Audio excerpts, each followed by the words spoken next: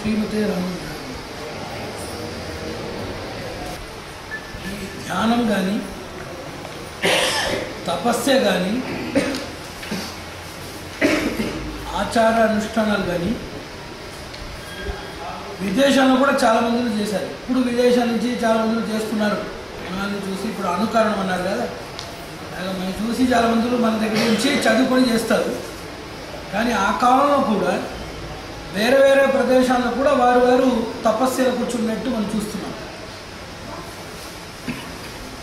ఈ తపస్య ధ్యానం అనేది ప్రతి ఒక్క వస్తువు లోపల ఉంటున్న ఒక తాపం, ఒక సర్వజీవ సహజం అంటున్నాం. మీరు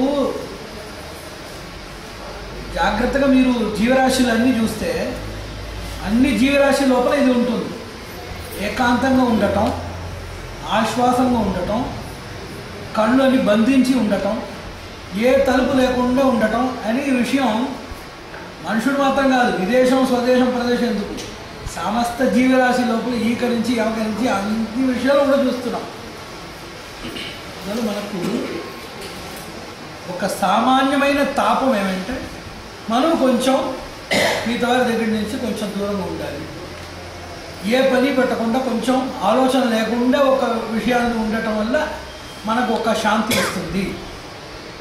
బాహ్య వ్యాపారాలని నేను చెప్పినట్టు దాని నుంచి బయట వచ్చి ఉండాలి అని చెప్పి మనుషుడు మాత్రం కాదు, సమస్త జంతువులకు ఉన్నాయి. వారికి యోగాభ్యాసం అనవసరం. ఎందుకంటే వారికి వస్తున్న క్లేశాలు భయాలన్నీ సులభ పరిహార్యం అని పేరు. దానికి పేరు ఏం చెప్పారు? సులభ పరిహార్యం. అంటే ఇప్పుడు ఒక ఇది ఉంటుంది, ఒక గేదె ఉంటుంది, ఒక ఆవు ఉంటుంది.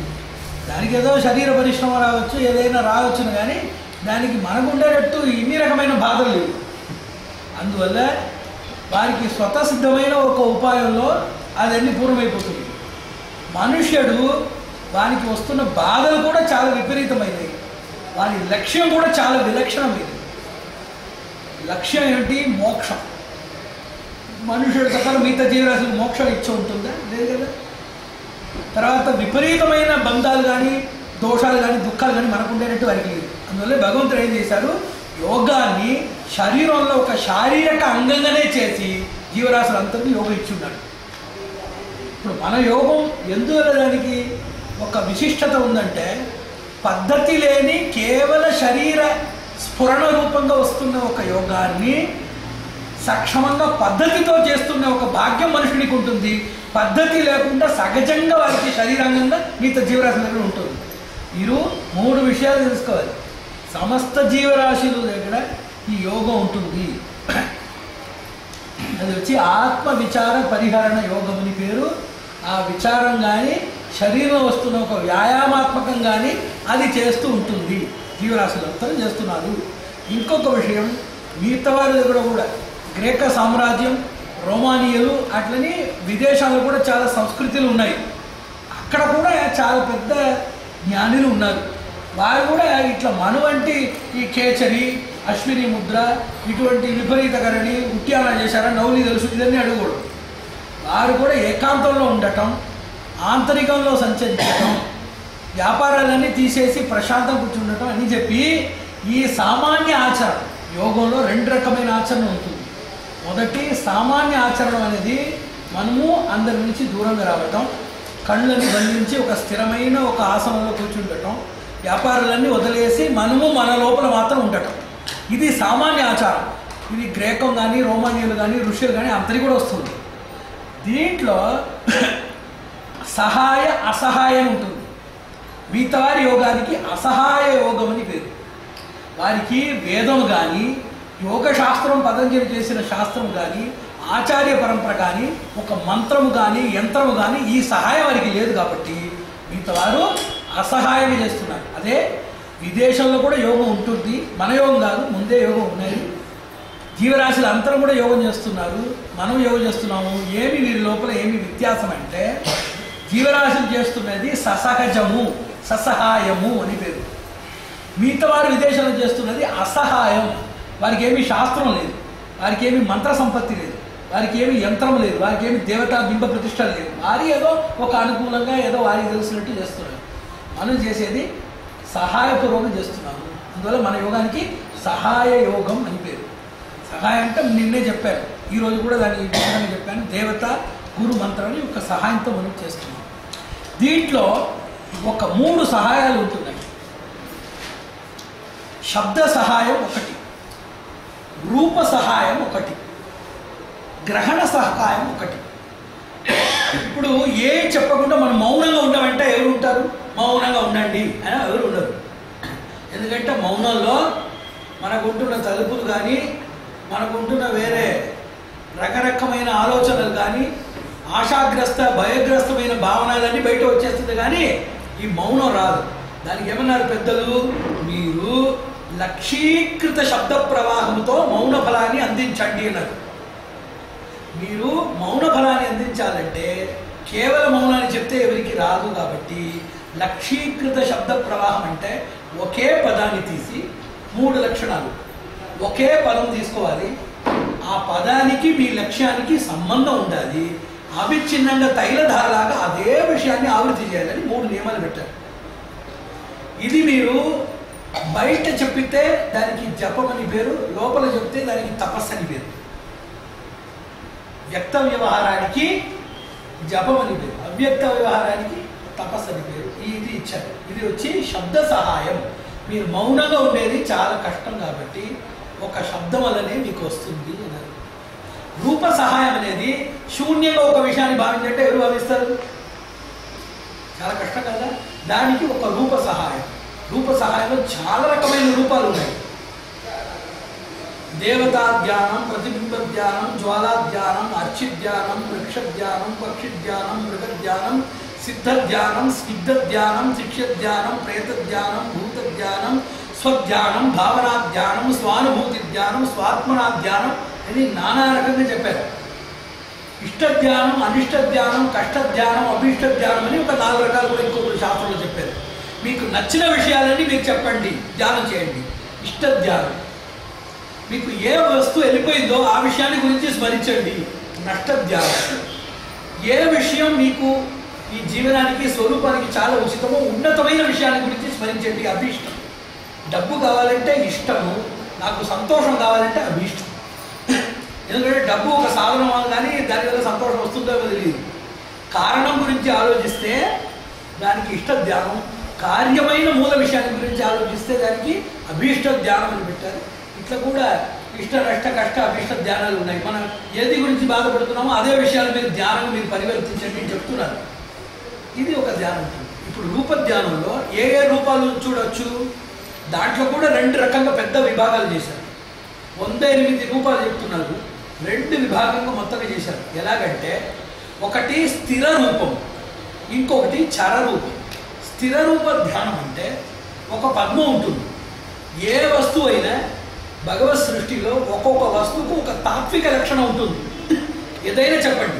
నేత్రం అంటే జ్ఞానం, నాసిక అంటే ప్రాణశక్తి, ముఖం అంటే వాణీ శక్తి, శ్రోత్రం అంటే దిక్కులు, శిరస్సు అంటే మేధ, కరం అంటే దానం, పాదం అంటే శరణాగతి అని ప్రతి ఒక్క వస్తువు, ఏ వస్తువు ఉంటే కూడా దానికి ఒక తాత్విక నామం ఉంటుంది. ఏ వస్తువు చెప్పండి. మహిషం అంటే తితిక్ష, ధేను అంటే ఔదార్యము, వృషభం అంటే ధైర్యం. ప్రతి ఒక్క పదార్థం మీరు చెప్పండి, పదార్థానికి ఒక తాత్విక సంబంధం ఉంటుంది. మీరు దోమలను చెప్తే కూడా దానికి పీడనం అనే ఒక క్రియ ఉంటుంది, దానికి ఒక తాత్విక సంబంధం ఉంటుంది. ఒక్కొక్క వర్ణానికి తాత్విక సంబంధం ఉంటుంది. శ్వేతవర్ణము, రక్తవర్ణము, కపిల వర్ణము, మిశ్ర వర్ణము, హరిత వర్ణం అని వర్ణాలకు సంఖ్య కూడా ఉంటుంది. ఏకమంటే బ్రహ్మ సంఖ్య, 2 ఉంటే అశ్విని సంఖ్య, 3 ఉంటే మూర్తి సంఖ్య, 4 ఉంటే వేద సంఖ్య, 5 ఉంటే భూత సంఖ్య అని వర్ణము. కానీ రేఖలు కూడా ఉన్నాయి. చతురము, త్రికోణము, పంచకోణము, షట్కోణము, అష్టకోణము, వర్తులాకారము, అర్ధచంద్రాకారము, ఊర్ధ్వాకారము, రేఖాకారము, మత్స్యాకారము, కూర్మాకారము, వరాహాకారము, సింహాగ్రాంతము, ఆగ్రాంతము, ముద్గరము, పల్లవము, వికసితము, పుష్పము, ఫలము, అపలితము, చాలా విషయాలు. కాలము, కరాలము, సులోహితము, సుధూమ్రవర్ణము, స్ఫులింగం అని చెప్పి అగ్నిలో 7 రకమైన ఒక భావనలు చేయమన్నారు. బుక్కుని చూస్తే కూడా ఈ 7 వర్ణాలు దాంట్లో ఉన్నాయి. కాళి కరాళి చ మనోజవాచ సులోహితాయాచ సుధూమ్రవర్ణ పులింగిని విశ్వరుచీచదేవి లేలాయమాన ఇది సప్త జిహ్వాహ అని వేదం. అట్లా ప్రతి ఒక్క విషయంలో వర్ణం ఇది ఒక పూర్ణమైన ఒక గ్రంథంగా రాబోతుంది. అప్పుడు అందరికీ తెలుసు. ఏదైనా ఒక వర్ణం తీసుకోవచ్చు మనం. ప్రతి ఒక్క వర్ణానికి ఒక్కొక్క లక్షణం తాత్విక సంబంధం ఉంది. ప్రతి ఒక్క సంఖ్యకు 1, 2 అంటే దానికి ఒకటి ఉంటుంది. ఒక ఆకరానికి ఉంటుంది. ఒక అక్షరానికి ఆ అంటే దానికి ఒక అర్థం ఉంటుంది. ఆ అంటే ఆధారం, అన్వయం, సమన్వయం, దృష్టి, రక్షణం, సర్వకారకత్వం, సర్వాంతర్యామితోనే అకార శబ్దానికి ఏకాక్షర నిఘంటు అని ఉంది. దాంట్లో చూస్తే అకారాది క్షకారాంతం రమతే ఇది అక్షర అంటున్నారు. అక్షరం అని ఎందుకు పేరు వస్తుంది? ఆ నుంచి క్ష వరకు ఇది ఆటలాడుతుంది కాబట్టి అక్షరం అని పేరు వస్తుంది చెప్పి అక్షరానికి ఒక లక్షణం ఇచ్చారు. అందువల్ల ప్రతి ఒక్క అక్షరానికి మీరు అది మనసులో పెట్టుకోవాలి. ప్రతి ఒక్క అక్షరానికి తాత్విక సంబంధం, ప్రతి ఒక్క వర్ణానికి ఒక తాత్విక సంబంధం, ప్రతి ఒక్క రేఖకు తాత్విక సంబంధం, ప్రతి ఒక్క సంఖ్యకు తాత్విక సంబంధం, ప్రతి ఒక్క ఉపాదానానికి తాత్విక సంబంధం, ప్రతి ఒక్క వ్యక్తికి తాత్విక సంబంధం, ప్రకృతి మండలంలో ఉన్న ప్రతి ఒక్క పదార్థానికి తాత్విక సంబంధం ఉంటుంది. ఇదన్నీ రూపభావం. దీంట్లో ఏదైనా చేయొచ్చు. దీంట్లో స్థిరగతిలో చేస్తే మీరు ఏం చేస్తారు? ఒక పద్మం ఉంటుంది, ఆ పద్మాన్ని చూస్తారు. ఇది స్థిర దృష్టి, స్థిర జ్ఞానం అని లేదు. లేకపోతే మీకు విజ్ఞానం రాలేదు. ఒక బడిలో చదువుతున్నాడు, వస్తాడు, నాకు గణితం అంటే చాలా భయం వేస్తుంది, ఆ పుస్తకాన్ని చూస్తే చెప్పించేవాడిని చూస్తే ఇంకా ఎక్కువ భయం వేస్తుంది. ఎవరు వస్తారు, వారికి ఏమంటున్నాము? నువ్వు ఒక భావం చెయ్యి, ఒక భావనా ధ్యానం చెయ్యి. అది వచ్చి చర ధ్యానం. ఏంటి? చరభావనా ధ్యానం, చర రూప భావనా ధ్యానం. రూపాన్ని చరరూపంగా భావిస్తున్న ఒక ధ్యానానికి చరరూప భావనా ధ్యానం ఉంటుంది. ఆ చరరూప భావనా ధ్యానంలో చేయండి. అప్పుడు చరరూప భావనలో ఏం చేస్తున్నారు? ఒక పద్మం ఉంటుంది, అది సంకుచిత పద్మం. సంకుచిత ఇట్లా మూసి ఉంటుంది. ఇది మీ భావనలో ఇలాగనే అది కొంచెం కొంచెంగా అది అవుతుంది, వికాసం అవుతుంది. ఈ వికాసంలో లోపల గణితం ఉంటుంది. ఏం చదవాలో ఆ గణితం ఉంటుంది. ఆ గణితం వచ్చి ఆంతరిక తళాలు. మన ఇట్లా తల ఉంది కదా, బహుతళం ఉంటుంది, దాంట్లో పెటల్స్ అంటారు కదా, ఆ తళాలన్నీ ఇట్లా వికాసం అవుతున్నాయి. దాని లోపల వచ్చి గణితం ఉంటుంది, అది వికాసం అవుతుంది. దాని లోపల గణితాంతర్గతమైన వస్తువు ఉంటుంది. ఒక్కొక్కటిగా అట్లనే వికసిస్తూ లోపల ఒక యాత్ర ఉంటుంది. ఇది వచ్చి అంతర్యాత్ర. ఇంకేం చెప్తున్నారు? రూపభావన, చరరూప భావన, ఆంతరిక చరరూప భావన అనేది. ఇది వాడు చేసి ఆ పుస్తకాలు చదవాల్సిన అక్కర్లేదు. నువ్వు చదివి ఉంటే పర్వాలేదు, లేకుండా కూడా పర్వాలేదు. ఇట్లా ఒక యాత్రని అనుసంధించేటప్పుడు ఈ గణితం అని ఒక మహారణ్యంలో ప్రవేశిస్తున్నాము. దాంట్లో మూలం ఇది వికసిస్తుంది, ప్రారంభము, అన్వేషణము, మళ్ళీ వివేచనము, విచారము, అంతరంగం అని వెళ్తూ ఉంటుంది. ఈ యాత్రని ఒక 40 నిమిషం చేసేవాడు ఒక మాసం రోజులో ఏది ఒక్కసారి చదివినా కూడా ముందో ఎప్పుడో చదివి స్మరిస్తూ అని ధరించి ఉండేటట్టు వానికి ఒక పూర్వ జ్ఞాపకం ఉంటున్నారు. ఇది చరరూప భావనే అంటున్నారు. ఇట్లా స్థిరంగా భావించవచ్చు. ఇది ఒక రకం. పద్మ మాత్రం కాదు, పుష్పాలు చాలా తీసుకోవచ్చు, ఫలం తీసుకోవచ్చు, వృక్షం తీసుకోవచ్చు. ఒకవాడు ఏమన్నాడు, ఒక ఇల్లు చేయాలన్నాడు. ఆ ఇల్లు నిర్మాణానికి ఏమో కష్టం, ఇంటి నిర్మాణం అంటే చాలా కష్టం కదా. దానికి ఏదో బాధపడ్డాడు. దానికి ఏమి వారికి చెప్పారంటే, మానసిక భావనలో ఇట్లే చరరూపమైన నిర్మాణం. మీరు రాయి పెడుతున్నారు, ఈ గోడలు పెడుతున్నారు, తర్వాత గోడలు కట్టి దానిపైగా మీరు అన్ని ఆవరణాలు చేస్తున్నారు, దానిపైగా వర్ణం పెడుతున్నారు, దానికి ద్వారాలు పెడుతున్నారు, ద్వారాల్లో తలుపులు పెడుతున్నారు అని ఒక్కొక్క విషయం భావిస్తూ ఆయనకి చాలా సులభంగా శీఘ్రంగా ఎట్లా వచ్చింది, ఎలాగ జరిగింది కూడా తెలియక ఆ ఇల్లు నిర్మాణం అయిపోయింది. భగవంతుడు మనకు ఏ విషయం మనం ఏం చేస్తున్నామో ఇట్లనే మీరు తలుపులో కూర్చుంటున్నారు, మనసు లోపల అన్నీ ఉంటే చాలా మీరు క్రియలు చేయాలి కదా అంటున్నారు. భోగం, యోగం అని 2 పద్ధతులు ఉంది. భోగం ఏం చెప్తుంది? మీ తలుపే మిమ్మల్ని పాడు చేస్తుంది, మీరు కృషిలో రావాలి కదా, మీరు మనసులో ఉంటే ప్రయోజనం ఏముంటుంది, మీరు కృషిలో చేయాలి కదా అని చెప్పి భోగశాస్త్రం చెప్తుంది. యోగశాస్త్రం ఏం చెప్తుంది? నువ్వు బయట ఎంత పని చేస్తున్నావో దానికే నువ్వు లోపల చేసే పనే నీకు కార్యక్రమం అని చెప్తుంది. కానీ అది కేవల స్వప్నంగా ఉండాలి. గురు దీక్ష, మంత్రబలము, మనకు ఆర్జవము, గుణపూర్తి ఉండి ఇది చేయాలి. కేవల స్వప్నంగా ఉండకూడదు. కేవల స్వప్నం అంటే ఏ పని చేయకుండా ఇలాగనే ధ్యానంలో ఇప్పుడు భార్య దగ్గర ఏమ్మా అని అయిపోయిందా అంటే ఏం మీరు ఇవ్వలేదే, నేను ఇప్పుడు మానసిక ధ్యానంలో ఇచ్చాను కదా, నీకు బియ్యం ఇచ్చాను పప్పు అని ఇప్పుడు ధ్యానంలో ఈరోజు ఇచ్చాను అట్లా అవుతుందా? అట్లా కాదు. మానసికమైన కృషి బాహ్య ప్రవృత్తిని చాలా సులభీకరణం చేస్తుంది. యోగశాస్త్రం ఏం చెప్తుంది, మీరు బయట 10 మనుషులు చూస్తారు, 2 రోజులు పని చేస్తారంటే మీరు ఆంతరికంగా అర్ధగంట సేపు పని చేస్తే ఈ 2 రోజుల పని మీకు 1 రోజులు కానీ సగ రోజులు కానీ అర్ధ రోజులు కానీ అయిపోతుంది. అని యోగ పద్ధతి అనేది ఆంతరికమైన సంచారంలో మీరు బాహ్యంగా చేస్తున్న బయట చేస్తున్న కార్యాలన్నీ చాలా సులభంగా అయిపోతున్నాయి. ఇవన్నీ రూప సహాయం అన్నాను. దీంట్లో సిద్ధ సహాయం, మీరు ఎవరైనా సిద్ధ పురుషుల్ని ధ్యానించవచ్చు, దేవతల్ని ధ్యానించవచ్చు, మీకు చెప్పించే గురువర్యులు వారు ఉన్నారు వారిని ధ్యానించవచ్చు, ఇష్ట నష్ట కష్ట అభీష్టం అని చెప్పాను అటువంటి విషయాలను ధ్యానించవచ్చు. చాలా రూపాలు ఉన్నాయి. ఇది వచ్చి రూప సహాయం. గ్రహణ సహాయం అని చెప్పాను. 3వ విషయం గ్రహణ సహాయం అంటే మాకు వ్యక్తమైన వారు ఎవరైనా ఉండాలి. ఏదైనా రూపం మనసులో చేస్తున్నాము, ఆ రూపాన్ని తెలిసి ఏదైనా అడుగుతున్నామా? ఇప్పుడు ఏదైనా ఒక రూపాన్ని ధ్యానించాము, మనకి ఏదైనా రాలేకపోతే ఆ రూపాన్ని చెప్పి ఎందుకు రాలేదని అడగగలమా మనము? లేకపోతే అది వచ్చేస్తే సంతోషాన్ని చెప్తున్నాము. అది శబ్దం ఉంటుంది, శబ్దము అగ్రాహ్యము, రూపం బింబం కూడా ప్రతిబింబం కూడా అగ్రాహ్యము. అందువల్ల మనకు అక్షిగోచరమైన ఒక ఆచార్యుడు ఉండాలి, వాడే గ్రాహ్యుడు. ఎందుకు నాకు వచ్చింది అని మనకి అడగవచ్చు, ఎందుకు నాకు రాలేదని అడగవచ్చు, రాని విషయాన్ని రప్పించవచ్చు, వస్తున్న విషయాన్ని అనవసరమైన విషయాన్ని ఖండించవచ్చు. కాబట్టి వ్యక్త గురు, దానికి గ్రహణం అని పేరు. అగ్రాహ్యమైనది శబ్ద రూపాలు, వస్తే రాలేకపోతే దాని గురించి ఏం చెప్తాము, కానీ ఇది గ్రహణం. ఇది 3 సహాయాలు పేరు. మన సంప్రదాయానికి సహాయ శిక్షణ పేరు. దాంట్లో ఇప్పుడు మనము శబ్దశాస్త్రం గురించి చెప్పబోతున్నాము. శబ్దం అంటే ఏమి, తర్వాత మౌనం అంటే ఏమి, సమస్త లయము, సమస్త అక్షరానికి, భాషలకు, కావ్యాలకు మరి ఉంటున్న వేద మంత్రాలు అన్నిటికీ లయం ఎక్కడ ఉంటుంది? మౌనంలో ఉంటుంది. మౌనం అంటే ఏమీ లేదని అర్థం కాదు. ఒక ఆయన అడిగాడు మౌనం అంటే ఏమి అని అడిగాడు. ఒక ఆయన చెప్పాడు మౌనం అంటే ఏమీ లేదండి, అక్షరాలు శబ్దాలు ఏమి లేని స్థితి మౌనం అని.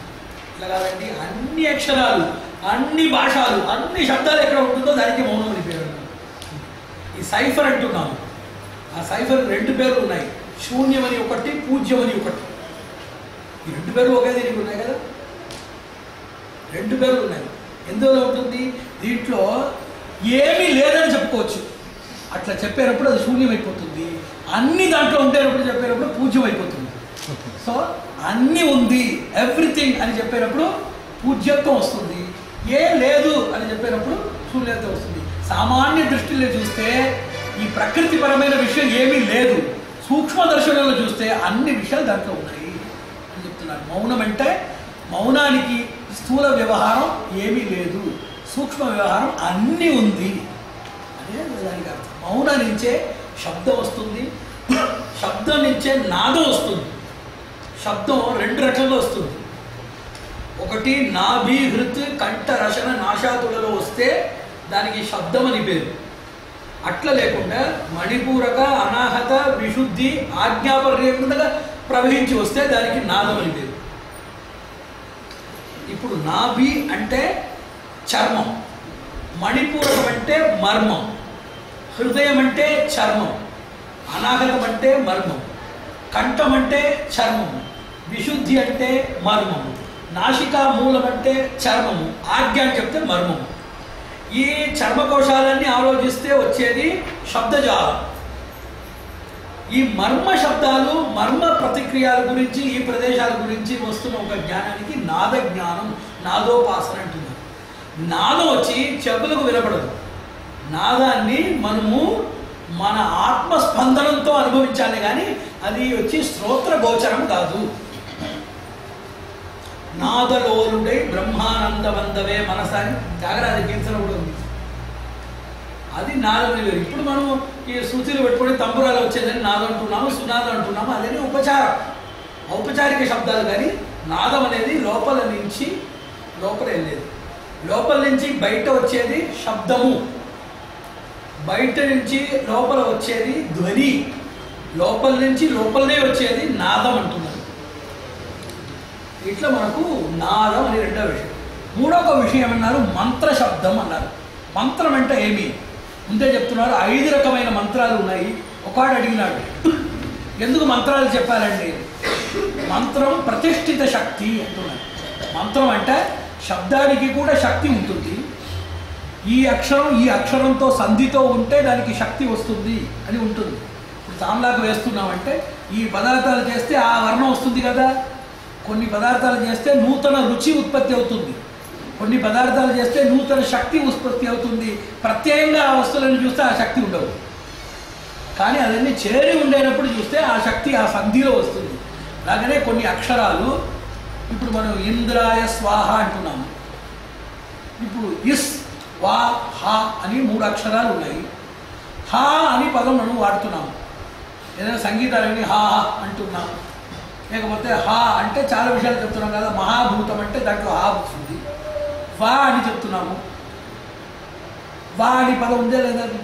ఏదైనా వ్యవహారంలో సామాన్య లౌకిక పదం వా అని ఉందా లేదా?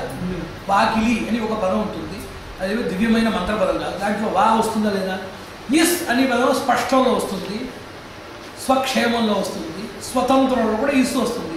కానీ స్వతంత్రంలో కానీ వాకిలీలో కానీ ఆటంబరంలో కానీ వస్తున్న సకార బిందు ఆకార హాకారాలు దానికి ఏ శక్తి ఉంది? కానీ ఆ పదాలన్నీ సంధించి స్వాహ అని ఒక శబ్దం వచ్చేటప్పుడు ఆ శబ్ద సంధికి ఒక శక్తి ఉంటుంది. అది అభూతపూర్వం అంటున్నారు. సకార బిందు వకార ఆకార హకార ఆకారాది సంధిలు చేరే ముందు ప్రతి అక్షరానికి అది వ్యంజనం కానీ వేరే ఉంటున్న మూల ప్రాణాక్షరం కానీ అల్ప మహాప్రాణాలు కానీ దాంట్లో లేని ఒక శక్తి ఆ సంధిలో వస్తుంది. దానికే మంత్రం అని లేదు. ఒక ఆయన ఏమన్నాడంటే ఒక విషయం అడిగాడు, మనకు నిజమైన భక్తి, నిజమైన భావం, నిజమైన మనస్ఫూర్తి శుద్ధి ఉంటే మనకన్నీ అయిపోతుంది కదా, అదే మంత్రం కదా అన్నాడు. మీరు చెప్పేది నిజం, కానీ ఇదని ఉండాలి కదా, ఉంటుందని మాకు అనుమానం చేసుకొని ఉండటం చాలా ఇబ్బంది అయిపోతుంది. ఇంకొక విషయం, పుత్రకామేష్టి యాగం చేస్తున్నాడు. పుత్రకాముడు నాకు ఒక మంచి కొడుకు పుట్టాలని చెప్పి ఇప్పుడు యాగం చేస్తున్నాడు. అప్పుడు మంచి కొడుకు వీరికి లభించడానికి 100 అనుగ్రహ బిందులు ఉండాలంటే ఈ హోమ మంత్రంలో పూర్వ ప్రతిష్టమైన ఒక శక్తి ఒక 70 ఉంటుంది. ఒక 70 బిందులు ఎక్కడ ఉన్నాయి? ఆ పూర్వ ప్రతిష్ఠితమైన మంత్ర రాశిలో, శబ్ద రాశిలో అక్కడనే ఉంటుంది, ముందే ఉంటుంది, సన్నద్ధంగా ఉంటుంది. ఇప్పుడు 30 కావాలి కదా. దీని విశ్వాసము ఈ మంత్రాన్ని యథాక్రమంగా ఉచ్చారణ చేస్తున్నాడా, ఎలాగ చేస్తున్నాడు, మీరు చేసి పెట్టే పురోహితుడు మంచిగా చేస్తాడని ఈ విషయంలో 30 ఉంటుంది. ఇప్పుడు ఒక పుత్రకామేష్టి యాగం ద్వారా పుత్ర సంతానానికి వెళ్తున్న వారికి ఆ మంత్రం ద్వారా 70 బిందులు సహాయం ముందే ఉంటుంది. వీడికి సంపాదించవలసిన విషయం ఒక 30 బిందు మాత్రం, అది వీరి విశ్వాసం, అర్హత, ఆచారం, యోగ్యత వల్ల అవుతుంది. ఇప్పుడు ఈ మంత్ర సహాయం లేకుండా వీడు స్వయంగా ఇదే ఒక పుత్రోత్పత్తి, ఒక పుత్రప్రాప్తి రావాలంటే ఆ 70 బిందుల్ని వీడు స్వయత్నంతో స్వకృషిలో తీసుకుని రావడం కష్టమా లేదా? వీరి భక్తితో, వీరి ఆచారంతో అంత సంపాదించి తీసుకుని రావడం చాలా కష్టం. దీనివల్ల ఏమంటున్నారు? పుష్పేభ్య, పుష్పాన్నించి, చాలా పుష్పంలో మనం మధు చూస్తున్నాము, మధు తేను. ఈ పుష్పాన్నించి తీసుకుని వచ్చేది ఎవరు? భృంగగణా. పుష్పేభ్య భృంగగణా, భృంగేభ్య కోషా, కోషేభ్య మనుష్యాశ్చ అంటున్నాడు. మనము పువ్వు లోపల తేనె ఉంది, మనకు తెలుసు కదా, కలిపి తాగండి. మనకు గ్రహణ శక్తి లేదు, చాలా చిన్న తేనె బిందు కాబట్టి ఆ బిందుని గ్రహించడానికి మనము అదే ఆ మధుకర బృందం, ఆ బృందం చేసినట్టు మనం చేస్తే ఆ పువ్వు ఆ చెట్టు లోపలనే మనం కట్టు లోపల వెళ్ళిపోతుంది. ఎందుకంటే మనం చాలా బృహతాకారం, అది చాలా సూక్ష్మంగా ఉంటున్నాయి. పుష్పం దాంట్లో మకరంతో, దాంట్లో సంధి కోసం, దాని లోపల మధు ఎక్కువ ఒక బిందు మాత్రం ఉంటుంది, లేశ మాత్రం ఉంటుంది, బిందు కూడా లేదు, లేశ మాత్రం ఉంటుంది. దాన్ని గ్రహించేటట్టు మనకు నాసిక కానీ ఆస్యము కానీ కోశము కానీ ఉందా? భృంగానికి ఆస్యం ఉంటుంది, కోశం ఉంటుంది. ఆస్యం వల్ల గ్రహిస్తుంది, సూక్ష్మమైన ఆస్యం కోశంలో పెడుతుంది. మనం తేనె దాన్ని తీసేస్తే ఏమవుతుంది? జీర్ణైపోతుంది కడుపులేది. మనకు ప్రత్యేకమైన కోశం లేదు కదా. అందువల్ల పెద్దలు ఏమంటున్నారు? పుష్పాన్ని నుంచి తేను, ఈ మధుకరాలు పక్షికలు తీసుకోవాలి, అక్కడి నుంచి మధుకరాల నుంచి మీరు పిండి తీసేస్తారా? అక్కడి నుంచి కోశానికి వెళ్ళాలి, కోశా నుంచి మీరు తీసుకోవాలి అన్నారు. అలాగనే ఈ విషయాలు మంత్రపూర్వకంగా ఉండి, మంత్రం వేదంలో ఉండి, వేదం నుంచి మనం తీసుకోవాలని ఒక పద్ధతి పెట్టారు. ప్రతి ఒక్క విషయాన్ని గ్రహించే శక్తి మనకు లేదు. ఇప్పుడు ఒక అదే నేను చెప్పాను కదా, ఒక పుత్ర సంతానానికి ఎంత అర్హత ఉంటుందో ఆ 70% ఆ మంత్రాలు ఇస్తున్న ఒక అనుకూలాన్ని, అనుగ్రహాన్ని మన కృషితో సంపాదించాలంటే చాలా కష్టం. సంపాదన చేయాలంటే అది శతాయు అవుతుంది, శత జన్మం కూడా అవ్వచ్చు. కానీ మంత్రాలంటే ఆ పుష్పాల నుంచి ఉంటున్న సారతమైన దేన్ని గ్రహించి ఒక కోశంలో పెట్టినట్టు మంత్రం వచ్చి ముందే ప్రతిష్ఠిత శక్తి సమన్వితం. ఆ మంత్రాలన్నీ చేరిన ఒక భాగానికి వేదమని పేరు. వేదా నుంచి మనం గ్రహించాలి, పెద్దలు ఈ న్యాయం. అందువల్ల మన మనుష్య యత్నంతో చేయాలంటే 3 తప్పులు వస్తున్నాయి. మనము ఈ అభ్యాసం చేయటానికి కాల వ్యయం అయిపోతుంది. ఆ జీవనం మీరు అభ్యాసం చేస్తే కూడా పూర్తిగా అభ్యాసం చేయడం కష్టం. రెండో ఒక విషయం, మంత్ర బలం మీకు వచ్చిన తర్వాత కూడా మనం చేస్తున్న అన్యాయాలు, తెలిసి తెలియక చేస్తున్న తప్పు వల్ల మంత్ర బలం మనకు తగ్గిపోతుంది. స్వకృషి. మూడో విషయం, శరీర రోగము, మానసిక రోగము, వాతావరణ నిర్బంధంతో మనము పూర్తిగా చేయలేకపోతున్నాం. ఇట్లా చేసిన పూర్వపాప పుణ్యాలు, వాతావరణ నిర్బంధాలు, మరి మన పరిమితమైన ఆయుష్, ఇదన్నీ చూసేటప్పుడు ఇది చాలా కాలకాలంగా చేయాల్సిన పని. మంత్రము అధీనంగా శబ్ద సహాయంతో వెళ్ళడమే మనకు ఉచితం అని చెప్పేది విషయం. ఏ మంత్రం అక్కర్లేదండి, మన శుద్ధి ఉంటిగా చాలంటే శుద్ధిగా నిజంగా ఉంటుందా? లేదు, అట్లా శుద్ధిగా ఉంటే ఇప్పుడు ఒక ఆయన నేను శుద్ధంగా ఉంటున్నాడు, శుద్ధి అని చెప్పేది 3 రకమైనగా అవుతుంది. శుద్ధి, రక్తి, శక్తి అంటున్నారు. శుద్ధి మీకు ఉంటే ఆ శుద్ధి రక్తికి రావాలి. రక్తి అంటే ఎక్కడ చూసినా భగవంతుని అనుభవించటం రక్తి. శుద్ధి నుంచి పుట్టేది రక్తి. రక్తి ఎక్కడ చూసినా భగవద్ అనుభవం మీకు ఉంటే వచ్చేది శక్తి. ఈ శుద్ధి రక్తి ఇవ్వాలి. రక్తి మంచి ఒక శక్తి కావాలి కదా. దీనికి ఆధారపూర్వకం ఏమిటి? బుద్ధి మరి భక్తి అన్నారు. బుద్ధి భక్తి ఉంటే ఒక వారికి ఇలాగ అయిపోతుంది. శుద్ధి ఉండే వారికి బుద్ధి ఉంటే రక్తి వస్తుంది, రక్తి ఉంటే వారికి భక్తి ఉంటే శక్తి వస్తుంది. ఒకసారి రాసి చదువుకోవాలి. అలాగనే ఏం చెప్తున్నారు, ఇప్పుడు ఒక ఆయన శుద్ధి, మన మనసు శుద్ధంగా ఉందండి, నేను ఏమి ఎవరికి అపచారం చేయాలని చెప్పి నిప్పుని అంటున్నాడు. ఇప్పుడు నిప్పు ఏం చేయలేవని కలుస్తుంది కదా. ఎందుకంటే శుద్ధి వేరే, శక్తి వేరే. కేవల శుద్ధి పనికిరాదు. కేవల శుద్ధి ఒక యోగ్యతనే కానీ పూర్తి కాదు. పాత్రం శుద్ధిగా ఉంది అంటే ఏం ప్రయోజనం? పాత్రం శుద్ధిగా ఉండటం, దాంట్లో భోక్తవ్యమైన వస్తువుని నిండించడానికే ఆ పాత్రాన్ని మనం శుద్ధిగా పెడుతున్నాం.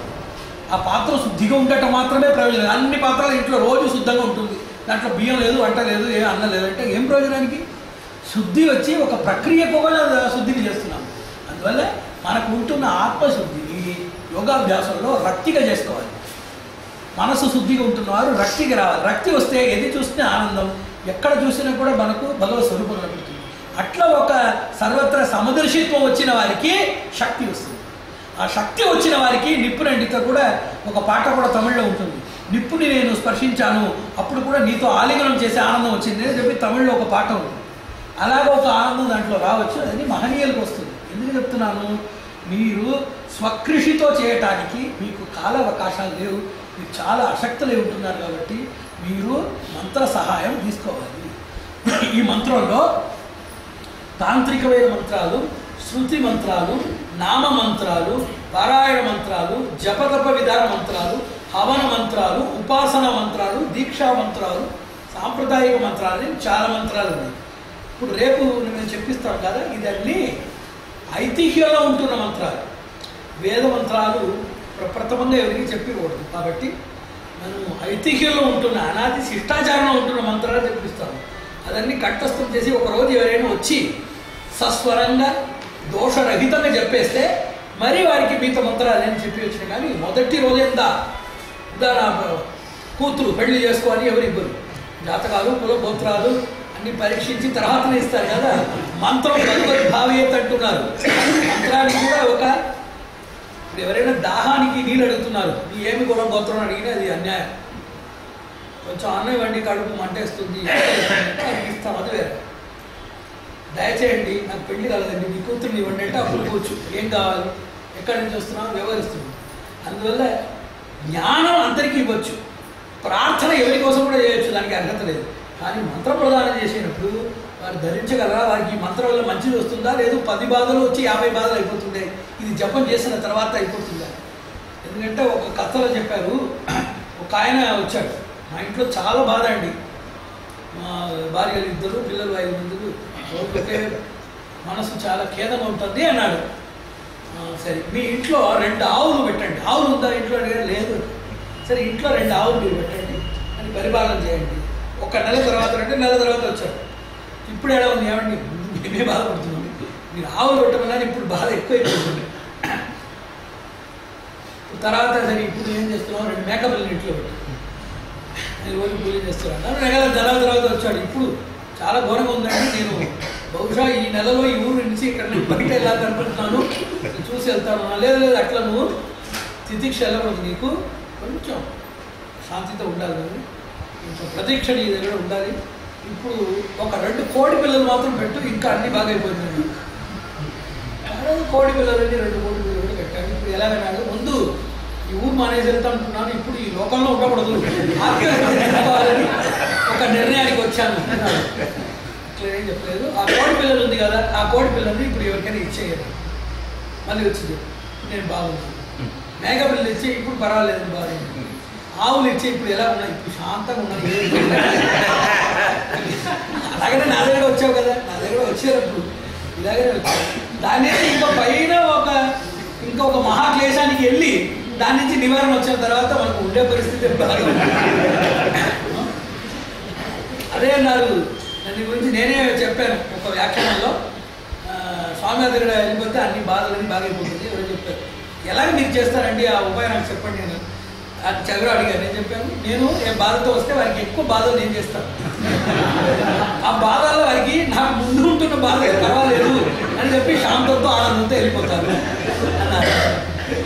ఇంకా ఒక సమయంలో మేము పేదవాళ్ళకే సహాయం చేస్తున్నాము, డబ్బులతో ఉంటున్న వారు నాకు అనవసరం, వారు వద్దు అన్నారు. అప్పుడు ఒక ఆయన అడిగారు, మీరు డబ్బు వాళ్ళు వస్తే ఏం చేస్తారు, డబ్బు వాళ్ళు ఉంటే మీరు పేదవారిగా చేసేసి మళ్ళీ మీకు అడుగుతారు.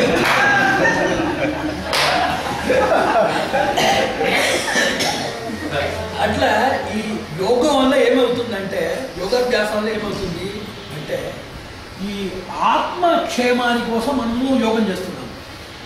ఇప్పుడు మనకు ఇప్పుడు వస్తున్న కష్టం, ఇప్పుడు ఏదైనా శరీరంలో ఒక బాధ ఉంది, ఇప్పుడు వస్తున్న కష్టానికి మనం బాధపడేటప్పుడు యోగ దర్శనంలో చూస్తున్నాము, ఇది ఒక కష్టం.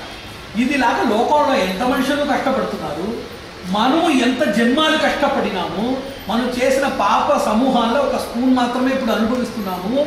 ఇంకా ఈ చమస నుంచి ఇంత మనం బాధపడుతున్నామంటే ఇంకా అనుభోక్తమైన మన సంచిత కర్మం ప్రారంభ కర్మంలో ఇంకా ఎంత బాధలు చేయాలి, ఇంతవారికి ఎంత బాధలు మనం పెట్టాము అని ఈ విషయాలు పంచజ్ఞానం పేరు.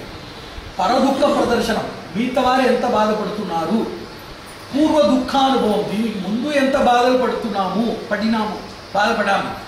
మూడవ విషయం, మనము ఎంతవారికి బాధపడచేసినాము, ఎంతవారికి మనం బాధలు ఇచ్చినాము.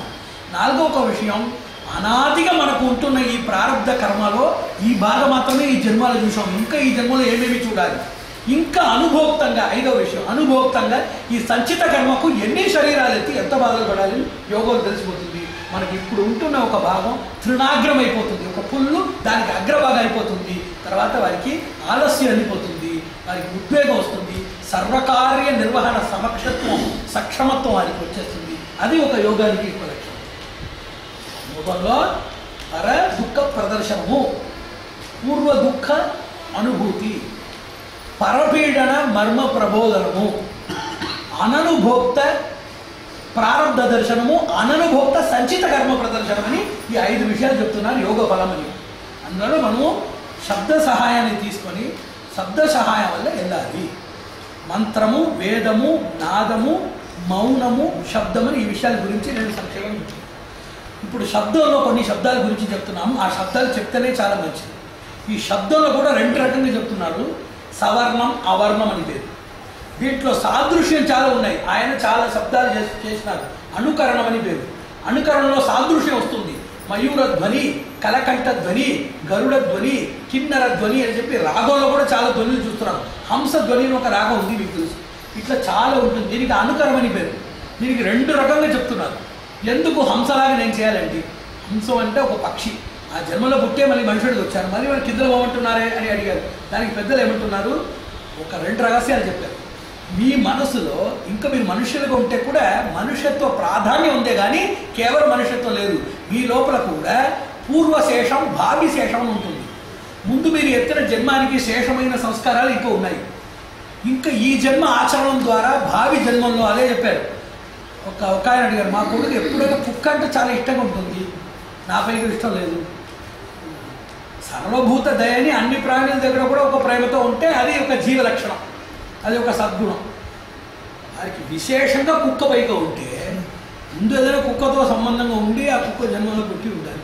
లేకపోతే ఇప్పుడు ఉండే యోగ్యతలన్నీ చూస్తే మళ్ళీ కుక్క పుట్టేటట్టు ఒక సౌభాగ్యం వారికి ఉండాలి. పూర్వశేషం ఉత్తర శేషం అంటున్నారు, భావి శేషం అని చెప్తున్నారు. ఇది అందువల్ల మనకు ఉండొచ్చు కదా. అలాగనే మిగతా విషయాన్ని ఎందుకు అనుకరించాలి అంటే ఆ సంబంధం ద్వారా అనుకరించాలి అని ఒక అర్థం. ఇంకొక అర్థం ఏం చెప్తున్నారు, హంసం అంటే వివేకం అని పేరు, కాకం అంటే విభాగం అని పేరు, కోకిలం అంటే ఆనందం అని పేరు, మయూరం అంటే ప్రశంస అని పేరు, సౌందర్యం అని పేరు. ఇట్లా ఒక్కొక్క విషయానికి కూడా ఒక తత్వం ఉంది. ఆ తత్వాన్ని మీరు ప్రకటిస్తారు కానీ ఆ రూపాన్ని ఆ వ్యక్తిని కాదు అన్నారు. ఇంకొక విషయం ఏమన్నారు, సాదృశ్యం, యాదృచ్ఛిక సాదృశ్యం. ఏం చెప్తున్నారు, యాదృచ్ఛిక సాదృశ్యం అంటున్నారు.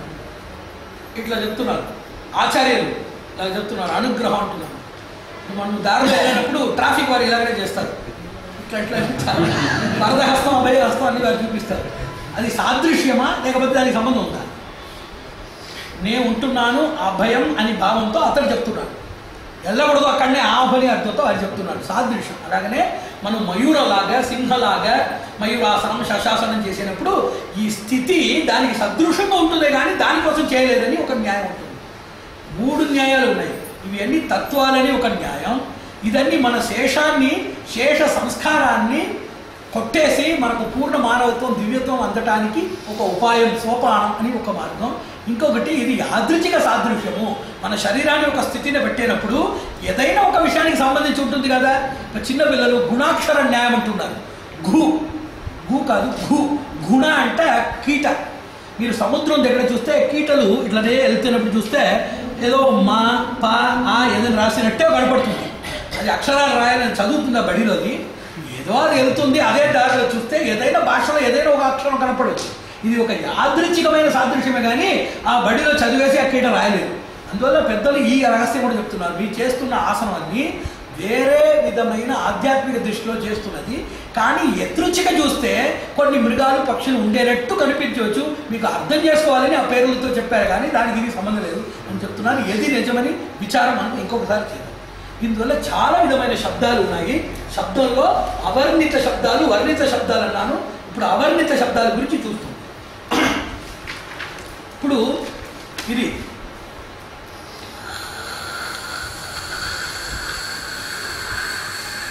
చేయండి.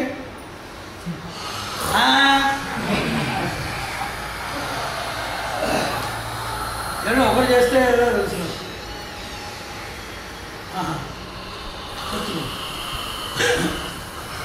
ఈ సంస్కృతంలో జిహ్వామూల్యంలో ఒక శబ్దం ఉంటుంది, ఉపధ్మానీయం జిహ్వామూల్యం ఉంటుంది. కానీ యోగ ప్రక్రియ అంటే అందువల్లే సంస్కృతం మాట్లాడితే యోగం అంటున్నారు. యోగం మీరు చేస్తే యోగం, సంస్కృతంలో మాట్లాడితేనే అది యోగం అంటున్నారు. రీసెర్చ్ చేసి ఈ మహర్షి మహేష్ యోగిలో సంస్కృతం మాట్లాడే వారికి, ట్రాన్సెండెంటల్ మెడిటేషన్ ధ్యాన యోగాభ్యాసం చేసే వారికి ఏమేమి చలనాలు ఏర్పడుతున్నాయో అన్నీ వీరికి ఉంటుంది అని చెప్పి ఒక పెద్ద ఇది చేశాడు. వైజ్ఞానిక వివేచన చేసి ఒక రిపోర్ట్ ఇచ్చాడు.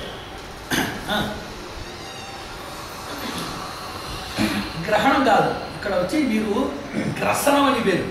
గ్రసనం అంటే ఇక్కడ ఉండే ఉత్తర పూర్వ తళాన్ని జిహ్వాతో గ్రసనం చేయాలి. ఇక్కడ చూడండి,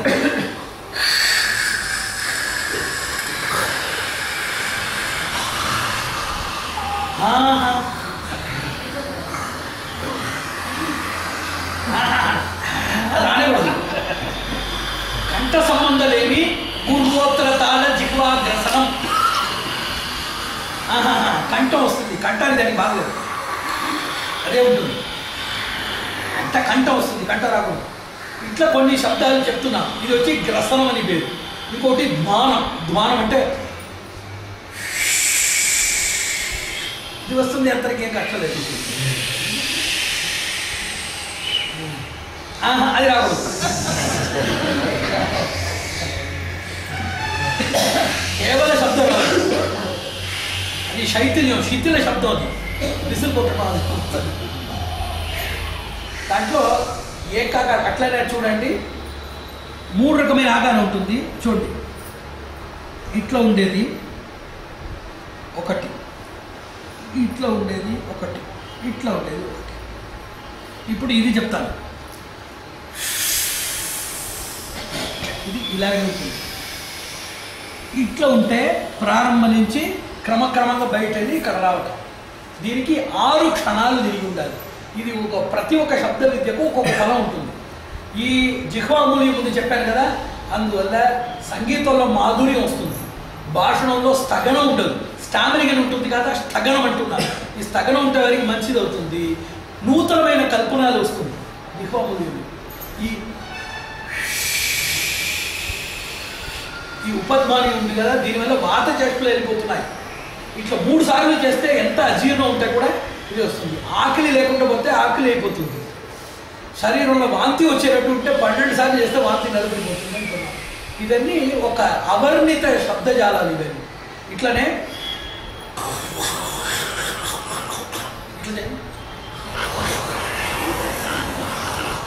ఓష్ఠజాలం రాదు.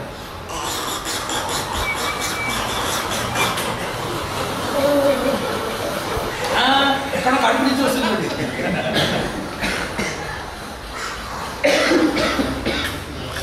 ఇది ఒకటి. దీనికి గ్రాస తరంగిణి అని పేరు, ఇది ఉంటుంది. ఇంకొకటి, చిన్నపిల్లలు బయటలో కూర్చొని ఇలా చేయొచ్చు, కానీ దానికి దీనికి సంబంధం లేదు. ఎట్లా చెప్తారు ఇప్పుడు,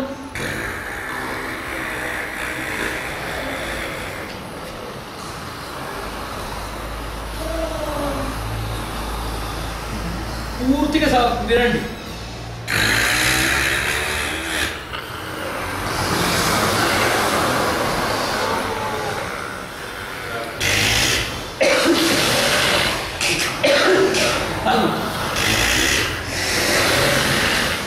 ఇట్ ఈస్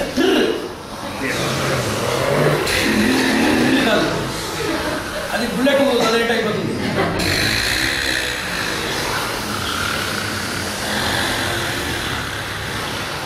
ఇదే స్థిరంగా చేస్తే సావకాశంగా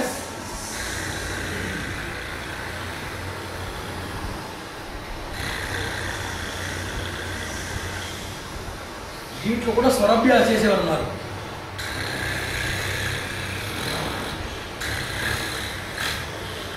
అని చేసేది ఇది ఉంటుంది.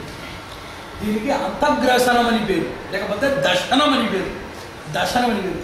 ఇట్లా 100 లెక్కలో ఉంటుంది అవర్ణిత జాలం. ఇంకొకటి చెప్పండి, దీనికి కూచలం అని పేరు. ఇది కూడా కింటలు ఇచ్చి రాలేదు.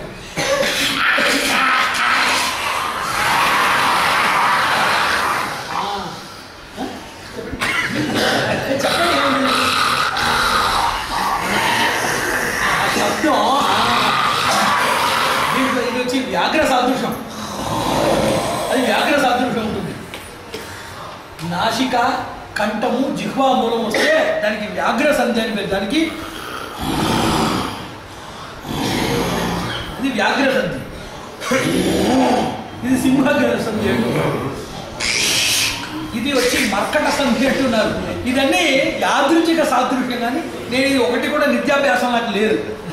ఇదన్నీ నాకు తెలుసు, శాస్త్రంలో ఉంటుంది, కానీ నాకు ఇది అభ్యాసం లేదు, దీంట్లో ఇష్టం లేదు. నాకు అభిప్రాయం అంటే ఈ వివిధమైన వర్ణాలన్నీ జాలాలన్నీ చేసి మీకు ఏ ఆనందం ఏ ఫలం రావాలనో అది రామ కృష్ణ అని ఆ నామస్మరణలో వచ్చేస్తుంది. కానీ ఈ కఠినమైన ఉపానాలు అనవసరం అని చెప్పి మనం దాన్ని అనుష్ఠించలేదు. కానీ ఎవరికి భగవన్నామ రుచిలో ప్రవృత్తి లేదో, ఎవరికి భగవన్నామ రుచిలో ప్రవృత్తి లేదు, ఎవరు శరీరంలో కఠినంగా ఏదైనా చేసే కానీ భగవంతుడు రాడు అని చెప్పి ఒక 3 విశ్వాసాలు ఉంటున్నారో వారికి కఠిన చికిత్సలు భగవంతుడు ఇచ్చాడు.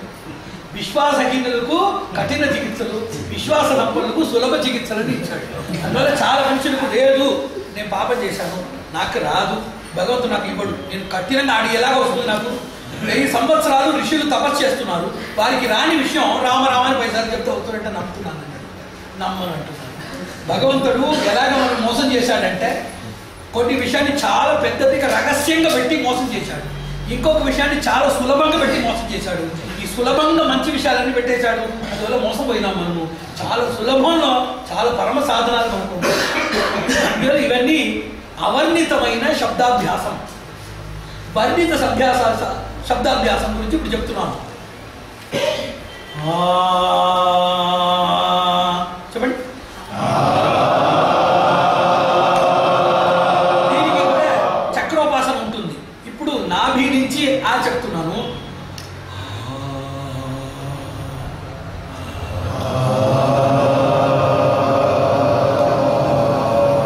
స్పర్శం ఇక్కడ ఉండాలి. అప్పుడు ఇక్కడి నుంచి అది ఉత్పత్తి అయ్యేది మనం అనుభవించాలి.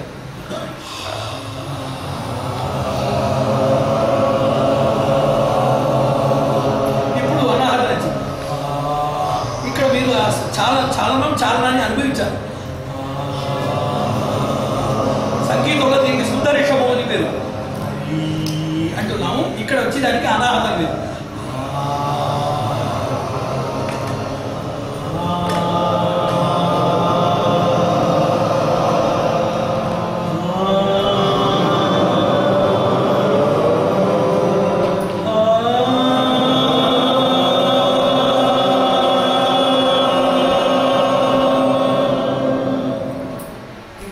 ప్రతి ఒక్క చక్రాల నుంచి కూడా ఈ శబ్దోత్పత్తి చేయొచ్చు. దానికి ఆధారం ఉంటుంది. ఇది అకార శబ్దానుసంధానం అని పేరు.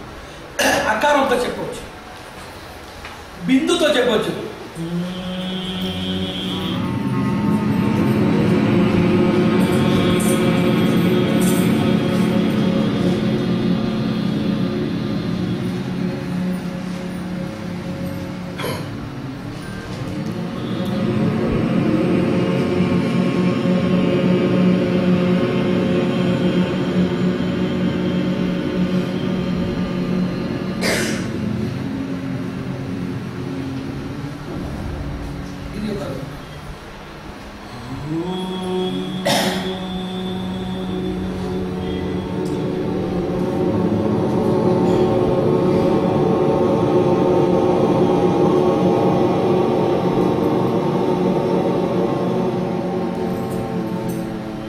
శబ్ద ఆరంభం, శబ్దస్థైర్యం, శబ్దస్థితి, శబ్ద లయం అని ఉంటుంది. అకారము శబ్దారంభం, ఉకారము శబ్దానికి స్థితి, దానికి లయము మకార బిందు. ఈ 3 ప్రత్యేకాభ్యాసం చేసిన వారే ఓంకారోచ్చారణ చేయాలి. ఓంకారోచ్చారణం చేయకూడదు. దాంట్లో 2 రకంగా పెద్దలు చెప్తున్నారు. 1, 2 ఆక్షేపాలు చెప్తున్నారు. ఓంకారం వేదమంత్రం, వేదాధ్యయనం చేస్తున్న వారి తప్పక ఓంకారంలో వారికి అధికారం లేదని ఒక ఆక్షేపం ఉంటుంది. ఇంకొక ఆక్షేపం ఓంకారం 3 మాత్రలు మాత్రమే అని చెప్పి 3 మాత్ర ఓంకారాన్ని గురించి వేదంలో ఉంటుంది. హరి ఓం అని ఉంటుంది. ఇంతనే ఉండాలి. మీరు ఒక రోజు చెప్పటం, మీకు ఇష్టం వచ్చినప్పుడు చెప్పటం, పోయినప్పుడు వచ్చినప్పుడు అని చెప్పటం, దానికి ఓంకారానికి అధికారం ఉంటుంది. దానికి ఒక ప్రశ్న. దానికి పెద్దలు ఏమంటున్నారంటే సస్వరంగా ఓం ఉంటుంది. ప్రణవంలో ఒక స్వరం ఉంటుంది, ఉదాత్త స్వరం.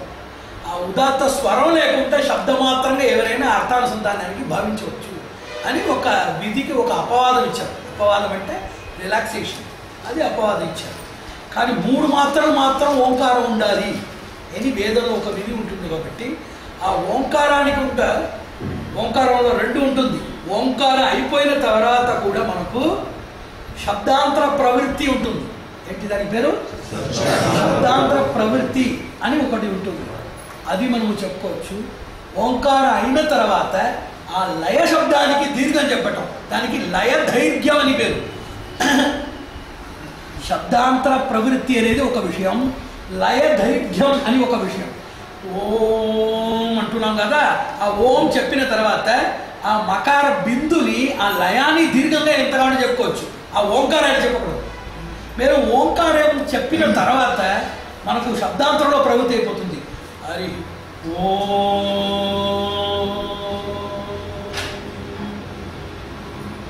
3 రకంగా ఓంకారంలో ప్రారంభ దీర్ఘం అని చెప్పేది ఓ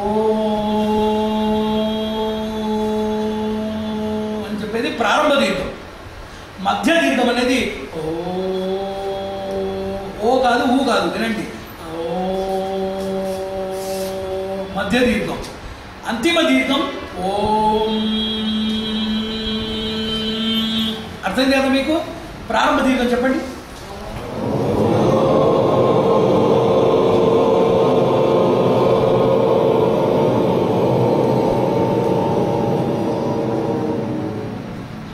మధ్య దీర్ఘం చెప్పాలంటే అకారం నుంచి ఉకారం వచ్చేటప్పుడు అక్కడనే దీర్ఘం చేశారు.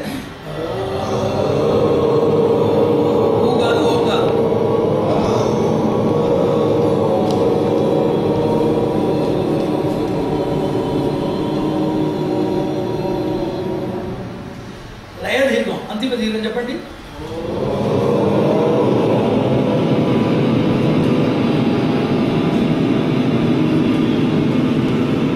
ఇప్పుడు మూడో చెప్పిన విషయమే శాస్త్రానికి ఉద్దేశ్యము, అనుష్ఠానానికి సులభము, ఫలదాయకం. కానీ ఇప్పుడు మనము చేస్తున్న ఓంకారానుసంధానంలో లయ దీర్ఘం లేదు.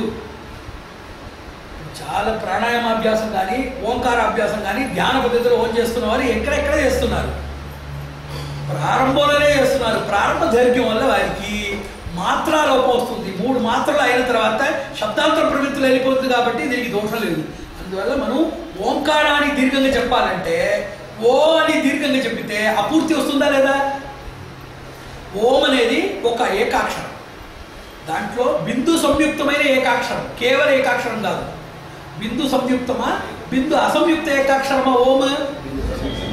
సరే, మీరు ఓ అని ఎక్కువ చెప్తే మీరు బిందు అసంయుక్త ఓ అని ఓకారాన్ని మీరు దీర్ఘంగా చెప్పేసి ఇమ్ అని క్షణిక మాత్రమే చెప్తున్నారు కాబట్టి మంత్రంలోకి వస్తుందా లేదా? మీరు ఓంని చెప్పాలన్నా ఓ చెప్పాలన్నా?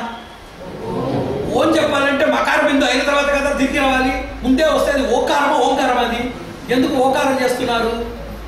అందువల్ల ఈ రోజు నుంచి ఓంకారాన్ని పూర్ణాక్షరానికి మనము పనికి వచ్చేటట్టు దానికి అనుసంధానం చేసి అంతిమాక్షరంలో దీర్ఘం చేస్తే శబ్దాంతర ప్రవృత్తి వస్తుంది. కాబట్టి మనము స్వర విహీనంగా చెప్పే వల్ల వేదద్రోహం లేదు. మనము అంతిమాక్షరంలో దీర్ఘం చెప్పే వల్ల అక్షర విచ్ఛేదము, బిందు అసంయుక్తంగా మనకు రాదు. 3 మాత్రలు చెప్పాలని విధికి కూడా భంగం రాదు. ఎందుకంటే శబ్దాంతర ప్రవృత్తులు వెళ్ళిపోతున్నాము, ఓంకారం అయిన తర్వాత వెళ్ళిపోతున్నాము. ఇది ఓంకారం గురించి మనం చాలా చదువుతున్నాం కాబట్టి ఇది కొంచెం రహస్యమైన ఇవి విషయాలు. ఇది ఓంకారం ద్వారా చేయవచ్చు, హ్రీంకారం ద్వారా చేయవచ్చు. హ్రీంకారం సం హం లం అని ఏకాక్షరంలో చాలా బీజశాస్త్రం మంత్రశాస్త్రం ఉంటుంది. అం ఆం అన్ని బీజాలు ఉన్నాయి. మనము మాతృకాన్యాసం చెప్పేటప్పుడు ఓం అకారాది దేవతాభ్యాం నమః, ఆకారాది దేవతాభ్యాం నమః అని చెప్పేటప్పుడు అకార ఆకార ఈకార ఈకార ఉకార ఊకార ఋకార ఋకార లుకార లుకార ఏకార ఏకార ఓకార ఓకార అంకార అక్కార కకార కకార గకార ఘకార నకార చకార చకార ఢకార ఢకార ఢకార టకార ఢకార ఢకార ఢకార నకార తకార దకార ధకార ధకార నకార యకార లకార లకార వకార షకార షకార సహార హకార క్షకార త్రకార గ్యకారాది అక్షరాభ్యాం నమః అని చెప్పి ప్రతి ఒక్క అక్షరానికి ఆ బీజం చెప్తున్నాం. ఒక్కొక్క అక్షరానికి ఒక్కొక్క కృత్యం ఉంటుంది. మారణం, మోహన, వశ్య, స్తంభన, భేదనం, ఆకృషణ, ఉచ్చాటన, విద్యానం, ఈ అష్టక్రియలో ప్రతి ఒక్క అక్షరానికి సంబంధం ఉంటుంది. ఏది కావాలనో ఆ అక్షరాన్ని మనము సవర్ణంగా మనము ఈ నాద స్వరూపాన్ని తీసుకోవచ్చు. దీనికి ఏమంటున్నారు? ఇప్పుడు ఏం చెప్తున్నాను?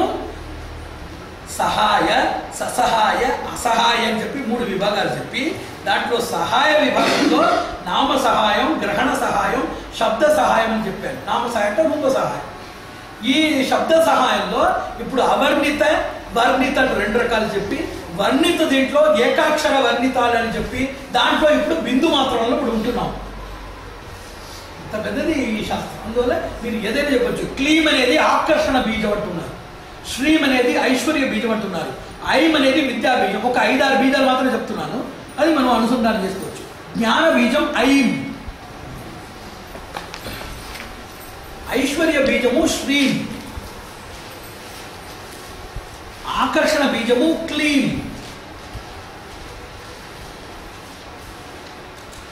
అధికారానికి బీజము హ్రీం,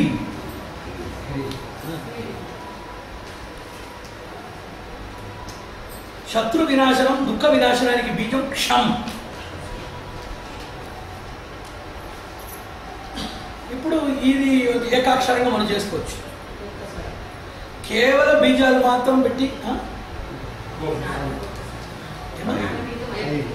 ఐం, ఐశ్వర్య బీజం శ్రీం, అధికార బీజం హ్రీం, ఆకర్షణ బీజం క్లీం, శత్రు వినాశ, రుణ వినాశ, రోగ వినాశ బీజము క్షం.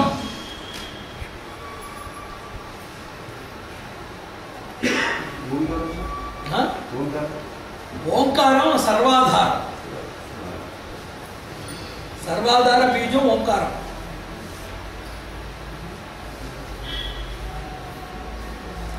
ఈ 5 బీజాలు ఉన్నాయి. దీనిలో మనము నిత్యానుసంధానం చేసుకోవచ్చు. దీంట్లో కూడా సంఖ్యాతం అసంఖ్యాతం 108 సార్లు చేస్తున్నాము, 1008 సార్లు చేస్తున్నాము అని చాలా విషయాలు చేస్తున్నాము. అది వేరే, ఇంకా రాబోతున్నాం. బీజం మాత్రం చెప్పడానికి. తర్వాత బీజ నామం. ఐం సరస్వతి నమః అంటున్నారు. ఐం హయగ్రీవాయ నమః, క్షం నారసింహాయ నమః, క్లీం కృష్ణాయ నమః అని బీజాలు, దానికి సంబంధించిన దేవతా మంత్రాలు కూడా ఉన్నాయి. దీనికి తర్వాత స్తోత్రము, పారాయణం. మంత్రశక్తి ఎక్కడ ఉందంటే 5 స్థానంలో ఉంటుంది అంటున్నారు. మొదటి వేదంలో ఉంటుంది సుప్రతిష్టమైన మంత్రశక్తి. దాంట్లో పూర్వ వర్ణ ఆనుపూర్వి నిత్యత్వ సంబంధిత సుప్రతిష్ఠిత శక్తి అంటున్నారు. ఆనుపూర్వి నిత్యత్వం, ఈ పదానికి తర్వాత ఇది రావాలి, ఇది పదానికి తర్వాత ఇది రావాలి, ఒక నియతి ఉంటుంది. ఇప్పుడు లోకం ప్రళయంలో అన్నీ వెళ్ళిపోయి మళ్ళీ లోకం వచ్చేటప్పుడు కూడా వేదం పుట్టేటప్పుడు ఇషే కోర్చేతు అని అదే క్రమంతో వస్తుంది. వేరే విషయాల క్రమంతో రాదు. శబ్దాలన్నీ చచ్చిపోతే కూడా ఆ శబ్ద క్రమం వేదంలో చచ్చిపోదు. వేద శబ్దానికి కూడా మృతి ఉంది అని వేద శబ్దానికి క్రమం ఉంది కదా, ఆ క్రమం నిత్యం అంటున్నారు. అందులో వేదం వచ్చి దానికి మంత్రత్వం ఉంటుంది. రెండో ఒక విషయం, మంత్రం ఎక్కడ ఉంది అంటే వేద దర్శకులైన మహర్షులు వారు చేస్తున్న స్తోత్రములు, వారు చేస్తున్న స్తుతులు, దానికి కూడా మంత్రత్వం ఉంటుంది. ఇది రెండవ మంత్రం. మూడో విషయం, భగవంతుని గురించి పాడుతున్నాం పాటలు, భగవన్నామ స్మరణాలు చేస్తున్నాం, దానికి కూడా మంత్రత్వం ఉంటుంది. కానీ అది ప్రతిష్ఠిత కాదు, మనం చేసి పెట్టాలి. దాంట్లో మంత్రత్వాన్ని మనం సృష్టించాలి. ఇది మూడవ మంత్రం. నాలుగో విషయం, మంచి మనసుతో మంచి తపస్సుతో ఉంటున్న వారు నోటి మాటలు అన్నీ కూడా మంత్రమే. ఐదవ విషయం తెలుసు కదా, ఆకిరితో ఉంటున్నవాడు, బాధలో ఉంటున్నవాడు మంటతో చెప్పుతున్న ఒక్క పదానికి కూడా మంత్రశక్తి ఉంది. ఇది 5 రకమైన విషయాలు చెప్తున్నారు. ఖిన్నానాం శిథిలానాం దుఃఖభాజీనాం క్రోషణ ఆక్రోషణ రోదనాదయ అంటున్నారు. ఎవరు చాలా దుఃఖంలో ఉంటున్నారు, కడుపు మంటలో ఉంటున్నారు, బాధలో ఉంటున్నారు, ఏడుపుతో ఒక పదం చెప్తున్నారు కదా, దానికి మంత్రశక్తి ఉంటుంది. పెద్దలు మనస్ఫూర్తిగా చెప్పేదానికి మంత్రశక్తి. అందువల్లనే మనము పేదవాళ్ళు ఉంటే దుఃఖంతో ఉంటున్న వారి దగ్గర మనము చెట్టమాటలు తీసుకుంటాం. దూరం ఉండాలి, లేకపోతే సహాయం చేయాలి. ఒక పెద్ద శస్త్రంతో ఒక ఆయన ఉంటున్నాడు, వాని ద్వారా వచ్చే మనకు చెడుకరం చాలా తక్కువ, కానీ చాలా దుఃఖంగా ప్రపీడితులు ఉంటున్నాడు. వానికి ఏదైనా బాధ వచ్చి మన వల్ల వాడు ఏదైనా ఒక మాట చెప్తే దానికి ఈ అస్త్రం కూడా తప్పిపోతుంది. కానీ ఇది మనకు చాలా అసఖ్యం, అనివార్యం అంటున్నారు పెద్దలు. మంత్రం వైదిక మంత్రం అని ఉంది.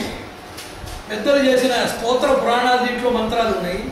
మనం చేస్తున్న భగవన్నామ భజన నామ స్మరణం దీంట్లో కూడా మంత్రత్వం ఉంటుంది. పెద్దలు చెప్తున్న ఆశీర్వచన మంగళాశాసనాల్లో మంత్రత్వం ఉంటుంది. దుఃఖితులైన వారు, పేదవారి దగ్గర ఉంటున్న మంట, వారి ఏడుపు, వారి దగ్గర వస్తున్న ఒక క్రోధ ఆవేశానికి కూడా ఒక మంత్రత్వం ఉంటుంది అని ఈ పంచమంత్ర ప్రక్రియ అంటున్నారు. 5 మంత్రాలు ఉన్నాయి అని పెద్దలు చెప్తారు. ఇదివరకు ఈ శబ్దాల గురించి చెప్పినాము. ఇంకా శబ్దంలో ఏకాక్షర శబ్దము, బిందు సంయుక్త శబ్దము, అక్షర సంయుక్త శబ్దం అంటే అక్షరాలు, చాలా అక్షరాలు ఉండటం. ప్రాణాయ నమః, ఒక్కొక్క విషయం నేను చెప్పాను. ఆ నామమే దానికి మంత్రం అంటున్నాను. మీకు ఏం కావాలి? జ్ఞానం కావాలి. దానికి ఏం మంత్రం అంటే జ్ఞానాయ నమః అని చెప్పడమే మంత్రం.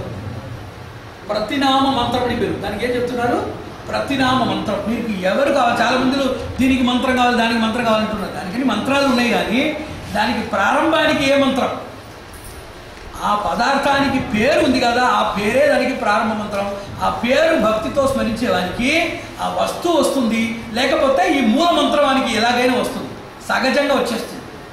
మూలమంత్రం తెలియని వారు ఆ వస్తువుని నామమాత్ర స్మరిస్తూ మంత్రపూర్వకంగా భావిస్తూ చేస్తూ ఉంటే ఆ మంత్రము అది ఇచ్చే గురువుని ఎదురుచిగా ఎప్పుడో ఒక రోజు చూసేస్తారు, ఖండితంగా చూసేస్తారు.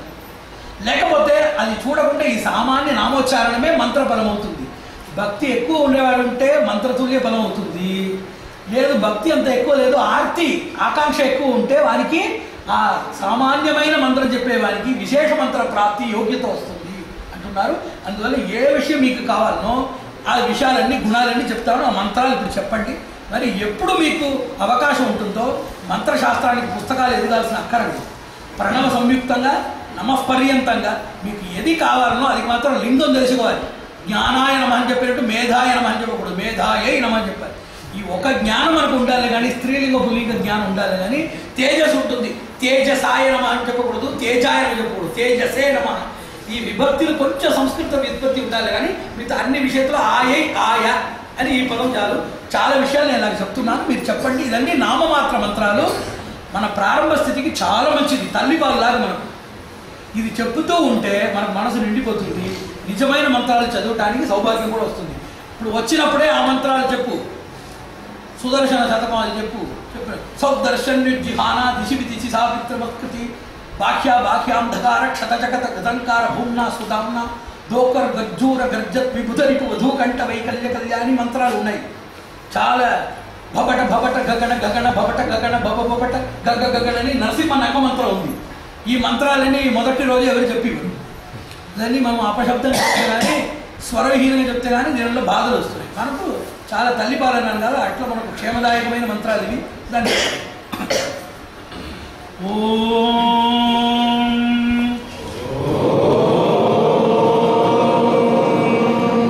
మనం ఇప్పుడు వింటున్నాము, కూర్చున్నాము, అన్ని విషయాలన్నీ గ్రహిస్తున్నాము. దీనికి కారణమైన వస్తువు ఏది తెలుసు కదా, ప్రజ్ఞ. ప్రజ్ఞ లేని వారు వింటారా? ఇట్లా కూర్చుంటారా? దానికి ప్రజ్ఞకు నమస్కారం. ఇది అన్ని పరమాత్మ సంబంధమే. కానీ ఇది ఒక్కొక్క వస్తువుగా చూసి రెండు రకం ఉంటుంది. పరమాత్మని సందర్శించి పరమాత్మ ద్వారా పరమాత్మని ఒక్కొక్క విభూతిని నమస్కారం చేయటం ఒకటి. ఒక్కొక్క విభూతిగా నమస్కరిస్తూ పరమాత్మని యొక్క విరాట్ స్వరూపానికి మనం వెళ్ళిపోవటం ఇంకొక రకం.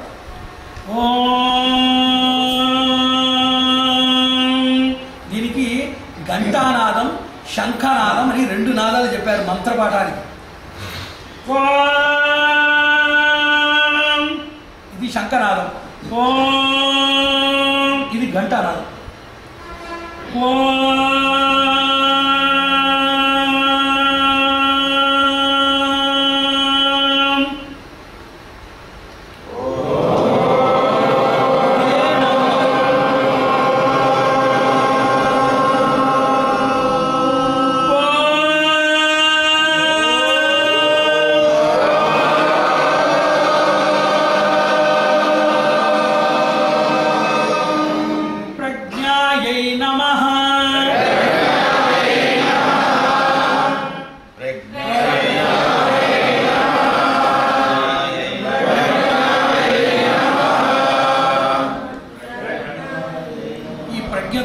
వింటున్న విషయాన్ని ధరించడానికి ఒక శక్తి కావాలి. దానికి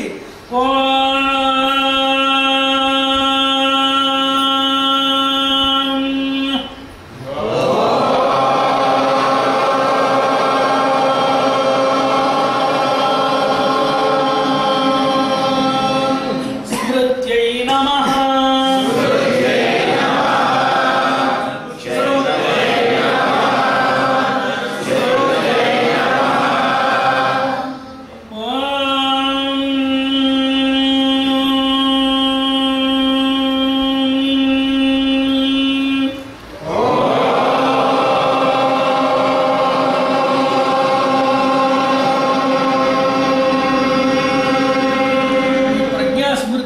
అవిచ్ఛిన్నంగా ఉండాలంటే దానికి ఒక శక్తి కావాలి. మేధాయై నమః,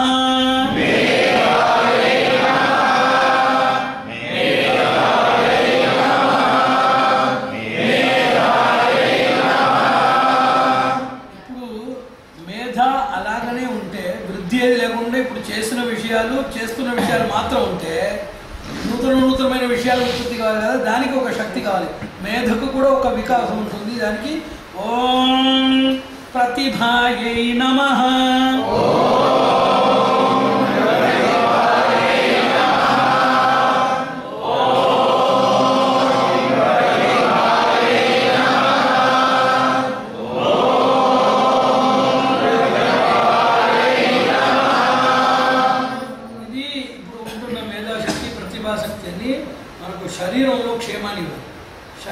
కాపాడాలి.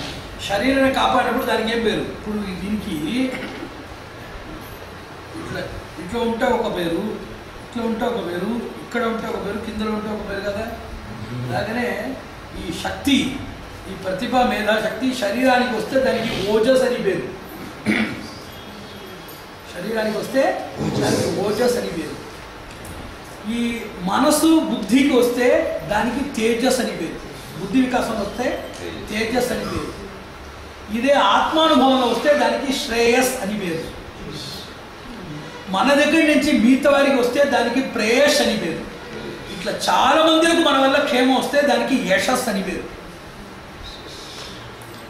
ఇవన్నీ ఏం తెలియాల్సిన అక్కర్లేదు. ఇప్పుడు చాలా పెద్ద విషయం ఉంది. ఒక ఆయన అడిగాడు, ప్రైమ్ మినిస్టర్, మీరు అడ్రస్ ఇవ్వండి. Address prime minister of India Delhi అని వేస్తే వెళ్ళిపోతుంది కదా.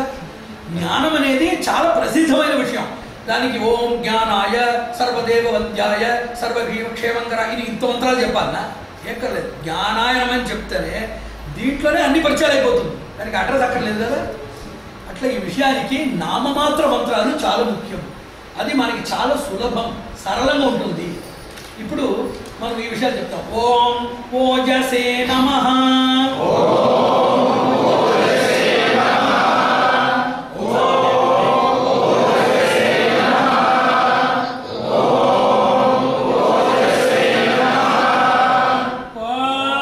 తేజసే నమః,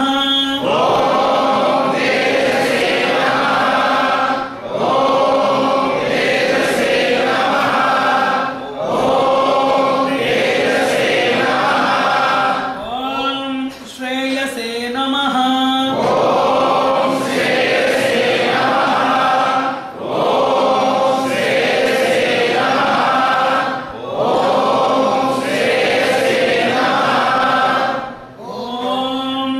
ప్రేయసే నమః,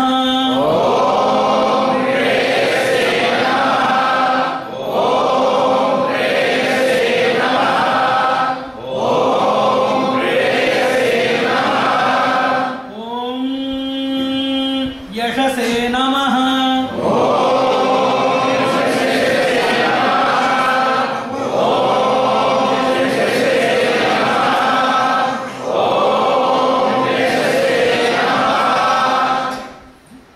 చాలా సులభమైన ఆధారం ఉంది. దీని తర్వాత జ్ఞానము, భక్తి, వైరాగ్యం అని 3 అభిమాని దేవతలు ఉన్నాయి. ఓం జ్ఞానాయ నమః,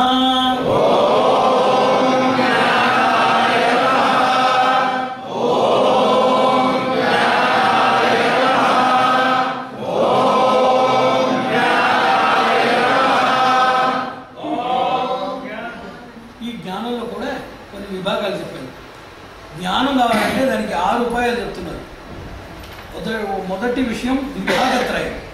సంజ్ఞానము, ప్రజ్ఞానము, విజ్ఞానం అని 3 జ్ఞానాలు, దాని గురించి చెప్పాలి. తర్వాత గురు, మంత్రం, వేదం, ఈ 3 విషయాల గురించి చెప్పాలి. దానికి ఓం ప్రజ్ఞానాయ నమః, ఓం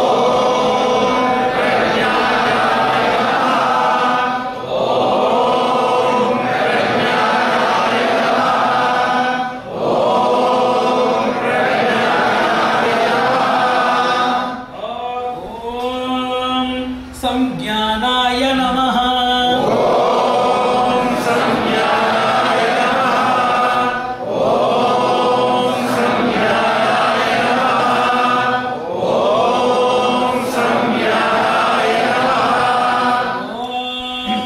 విజ్ఞానాయ నమః, ఓం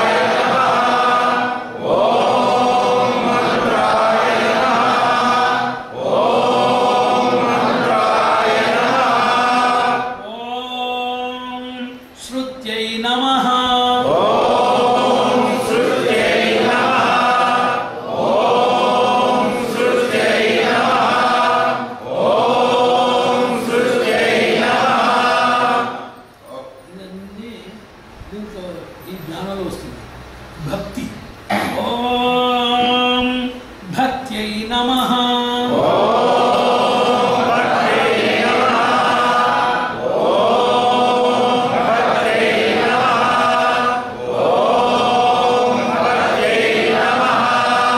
భక్తిలో అంతరంగ గుణాలు ఉన్నాయి. ఒకటి శ్రద్ధాయై నమః, శ్రద్ధ. అనుభూత్యై నమః, అనుభూత్యై నమః. కీర్త్యై నమః, కీర్త్యై నమః. కాంత్యై నమః, సమ్మోదాయ నమః. ఇవన్నీ భక్తిలో వస్తున్న 5 గుణాలు. భక్తిలో శ్రద్ధ వస్తుంది, తర్వాత భక్తిలో భగవంతుని ఒక దివ్య అనుభూతి వస్తుంది. భగవద్ వైభవాన్ని చెప్తున్నాం, దానికి కీర్తి అని పేరు. మనం చూసిన వారందరూ పిచ్చిపెట్టుకుంటున్నారు, దానికి కాంతి అని పేరు.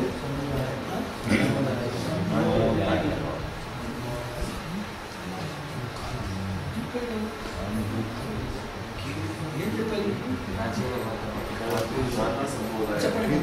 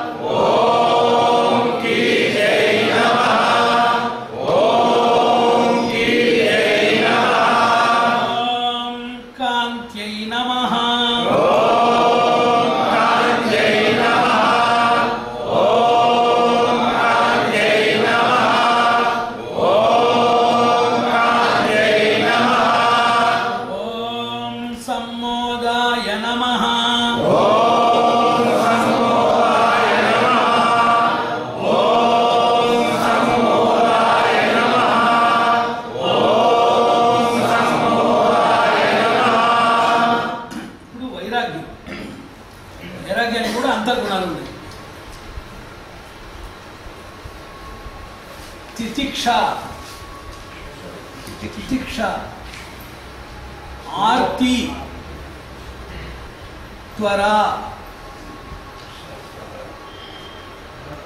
త్వర, త్వర. ఈ 3 గుణాలు.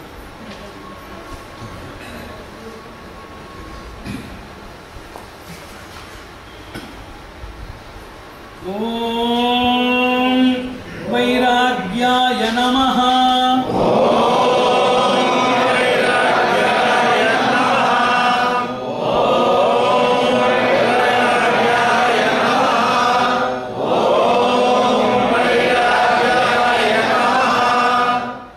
ఓం తితిక్షాయై నమః.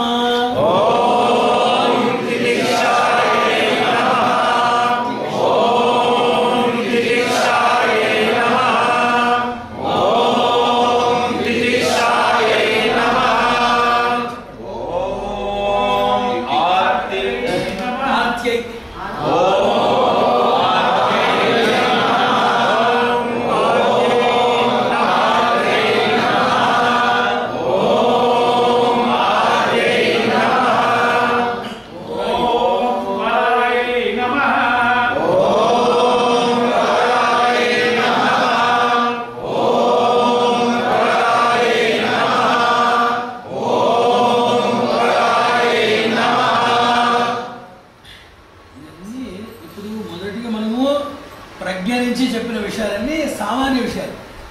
ఇంకొక పైకి ఒక మెట్టు ఎక్కి వస్తే ఈ జ్ఞానభక్తి వైరాగ్యం వస్తుంది. ఇప్పుడు యోగంలో ఉంటున్న యోగాంగాల గురించిన మంత్రాలు, నామమాత్ర మంత్రాలు. ఓం రుద్ధ్యై నమః. ఓం రుద్ధ్యై నమః. రుద్ధ్యై.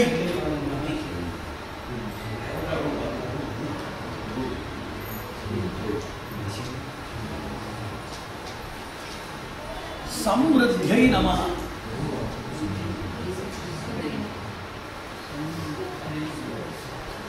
తపసే నమః.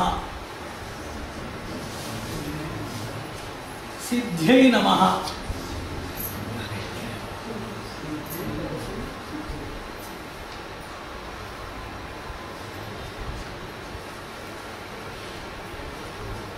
ప్రాణాయ నమః.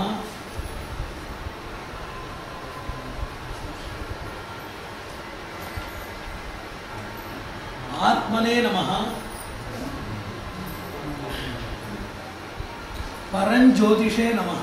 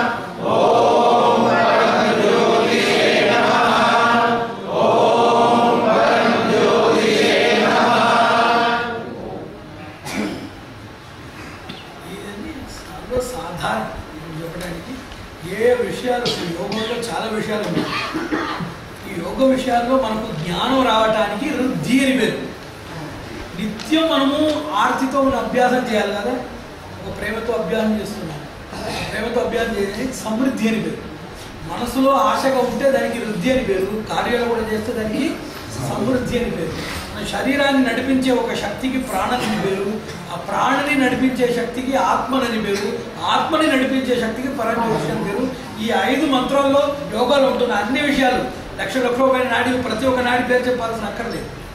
ప్రతి ఒక్కప్పుడు ఒక మనిషిని వ్యక్తిని పిలిస్తే నువ్వు రా అంటే కృష్ణ ఇక్కడ రా అంటే కృష్ణుని కళ్ళు రా ముక్కు రా అంటున్నావు. ఒక వ్యక్తిని పిలిస్తే అన్ని ఎంతో బట్టి అతను వచ్చేస్తాడు. ఇదన్నీ చాలా సర్వాంగ సమన్వితమైన మంత్రాలు కాబట్టి ఈ 5 సంబోధనల్లో లక్షోపలక్షమైన యోగ విషయాల గురించి అన్ని విషయాలు మీరు తీసుకుని వచ్చేస్తాను. వృద్ధి, సమృద్ధి, సిద్ధి. మనసులో ఉంటే వృద్ధి, చేతిలో ఉంటే సమృద్ధి. మనకు ఏం చేయాల్సిన అక్కర్లేదు, అది నిండిపోతే అది సిద్ధి. దీనికి ఆధారం ప్రాణను, మూలాధారం ఆత్మను, మహా ఆధారం పరంజ్యోతిషుడు భగవంతుడు.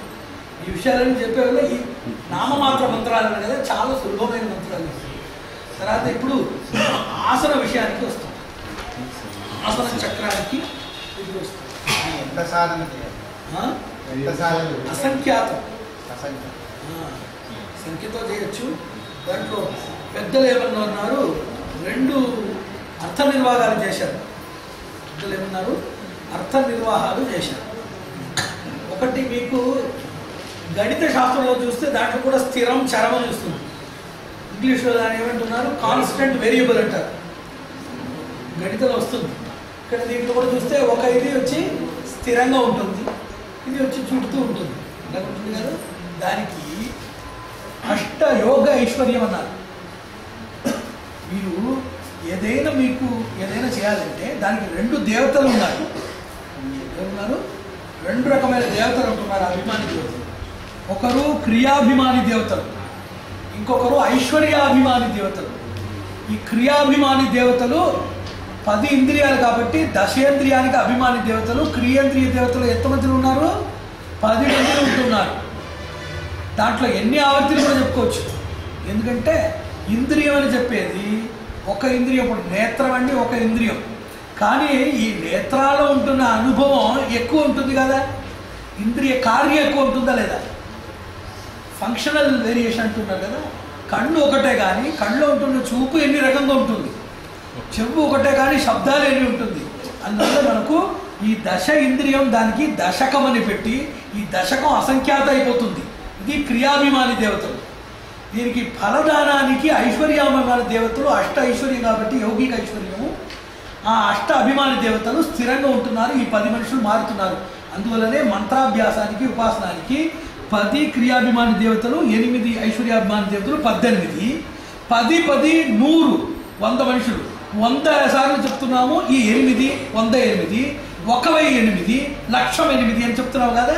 అది ఎందువల్ల చెప్తున్నాను ఒక ఆయన అడిగినాడు. దానికే క్రియాభిమాని దేవతలు దశకంగా ఉండి దశ దశకం దశ దశక దశకం అని వెళ్ళిపోతారు. దీనికి స్థిరంగా వీరందరూ చరంగా వెళ్ళిపోతారు. స్థిరంగా ఉంటున్న వారు అష్ట ఐశ్వర్యాభిమాని దేవతలు, మంత్ర ఐశ్వర్యాభిమాని దేవతలు వారు స్థిరంగా ఉంటున్నారు. కాబట్టి ఈ స్థిరమైన 8 అస్థిరంగా సంచరిస్తూ ఉంటున్న దశకాలు. దశ దశకం దశ దశ దశకం దశ దశ దశ దశకం అని చెప్పి 1000 10,000 1,00,000 10,00,000 అని చెప్పి ఈ 8 మాత్రం శాశ్వతంగా వస్తుంది. ఈ మంత్రశాస్త్రం చెప్తారు. అందువల్ల సంఖ్యాతంగా చెప్తారు కానీ ఈ మంత్రాలు అసంఖ్యాతంగా చెప్పుకోవచ్చు. ఎప్పుడప్పుడు మీకు మనసు ఒక శాంతితో ఉంటుంది, లేకపోతే శాంతి కావాలని అనుకుంటున్నారు, ఎప్పుడప్పుడు మీకు విరామ అవకాశం ఉంటుందో అన్నీ చెప్తూ ఉండొచ్చు. ఇదన్నీ చాలా నిష్ఠూరమైన మంత్రాలు కావు, చాలా నిష్ఠూరమైన మంత్రాలు ఉంటున్నాయి. జ్వాలామాలి పాదాల మహాఅహోబిల నృసింహాస్త్ర మంత్రం అని ఒక మంత్రం ఉంది. జ్వాలామాలి పాదాల మహాఅహోబిల నృసింహాస్త్ర మంత్రం ఉంది. మంత్రం పేరు చెప్పడానికే అంత పళ్ళన్నీ పగలు కొట్టేస్తాయి. మంత్రం చెప్పడం చాలా కష్టం. దానికి ఈ ప్రదోషంలో చెప్పు, వృషస్థాలో చెప్పు, 100 సార్లు చెప్పు, చేతులు కడుగు, తప్పు అపచారాలు చేస్తే ఒకరోజు ఏమి భోజనం చేయకూడదు అని చాలా నియమాలు ఉన్నాయి. ఇవన్నీ సామాన్యమైన నామమంత్రాలు కాబట్టి ఎప్పుడైనా మనశుద్ధితో ఒక ప్రశాంతత మీకు ఉంటే, లేకపోతే కావాలనిపిస్తే మీరు అప్పుడైనా దీన్ని చెప్పవచ్చు. ఇప్పుడు ఆసన విషయానికి వస్తాం.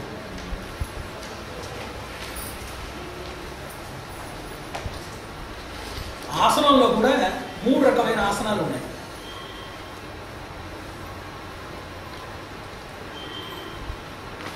ఉపాసనం,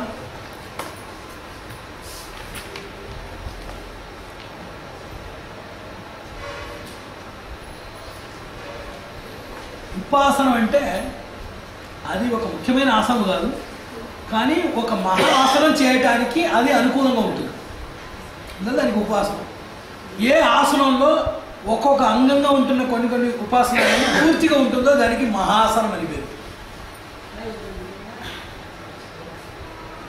ఈ అన్ని ఆసనాలు చేసిన విషయం ఏ ఆసనంలో ఆ ఒక దార్ష్ట్యం కానీ ఆ ఒక స్థైర్యం కానీ దేంట్లో వస్తుందో దానికి సర్వాసనం అయింది. ఇప్పుడు చాలా మనుషులకు ఒక్కొక్క మనిషికి ఒక్కొక్క వ్యాధి వస్తుంది. అందులాగా ఇప్పుడు ఆసన వ్యాధి వచ్చింది చాలా మందికి. అంటే నూతనమైన మీరు కాలు ఇలాగ పెడుతున్నారు కదా, నేను ఇప్పుడు ఇలా పెడుతున్నాను. కొత్త ఆసనాలన్నీ ఇప్పుడు చాలా ఉత్పాదన చేస్తున్నారు. ఎందుకంటే ఒక ఉండే ఆసనాలు 40 ఆసనాలు ఉంటే చాలా అంటున్నారు పెద్దలు. దీంట్లో ఉపాసనాలు చాలా. ఉపాసన అంటే ఏం తెలుసు కదా మీరు, ఆసనాలే కాదు, అభ్యాసం. అది ప్రిపరేటరీ ఎక్సర్సైజ్ ప్రారంభం చేసేది అభ్యాసం. ఇట్లా పెట్టడం ఇదన్నీ ఆసనం. అది ఆసనం అనేది యోగానికి ధ్యానానికి అనుకూలమైన స్థితిలో మన అవయవాన్ని నిలబెట్టడం. దాంట్లో చాలా రకాలు ఉన్నాయి. ఏ ఏ స్థితి ఉంటుంది, మన శరీర భాగం ఏమే రకంగా ఉంటుంది అని చూద్దాం. ఇది హస్త ప్రక్రియ, లేకపోతే కర ప్రక్రియ. ఇది గటి నుంచి ఇక్కడ వరకు 3 భాగం: పూర్వ భాగం, మధ్యమ భాగం, ఉత్తమ భాగం. దీనికి చాలా సంచలనాలు ఉన్నాయి. ఊర్ధ్వగతి, అధమగతి, మధ్యమగతి, ఉభయగతి, దక్షిణగతి, వామగతి అని చూస్తే 84 లక్షల ఆసనాలు చేయొచ్చు అన్నారు. 84 లక్షల యోనిలు ఉంటుంది కాబట్టి 84 లక్షల ఆసనాలు కూడా ఉండొచ్చు అని పేర్లు తెలియదు అంటున్నారు. ఏ ఆసనాలు చేస్తేనే చాలు కదా. ఇప్పుడు ఈ రహస్యం ఏమంటే ఇది గ్రీవం అని పేరు. ఈ గ్రీవాన్ని ఎలాగ పెడుతున్నామని చూద్దాం. ఇప్పుడు ఇది ఉంటుంది, దీనికి స్థిర గ్రీవం అని పేరు, దీనికి పార్శ్వ గ్రీవం అని పేరు. ఇది దక్షిణ పార్శ్వం, ఇది వామ పార్శ్వం. ఇట్లా ఉంటుంది. దీనికి పృష్ఠ గ్రీవం అని పేరు, లేకపోతే కంపిత గ్రీవం అని పేరు. ఇట్లా చేస్తున్నాం. దీనికి భ్రమిత గ్రీవం అని పేరు. ఇది కూడా దక్షిణావర్తంగా వామావర్తంగా మీరు భ్రమణాలు చేయొచ్చు.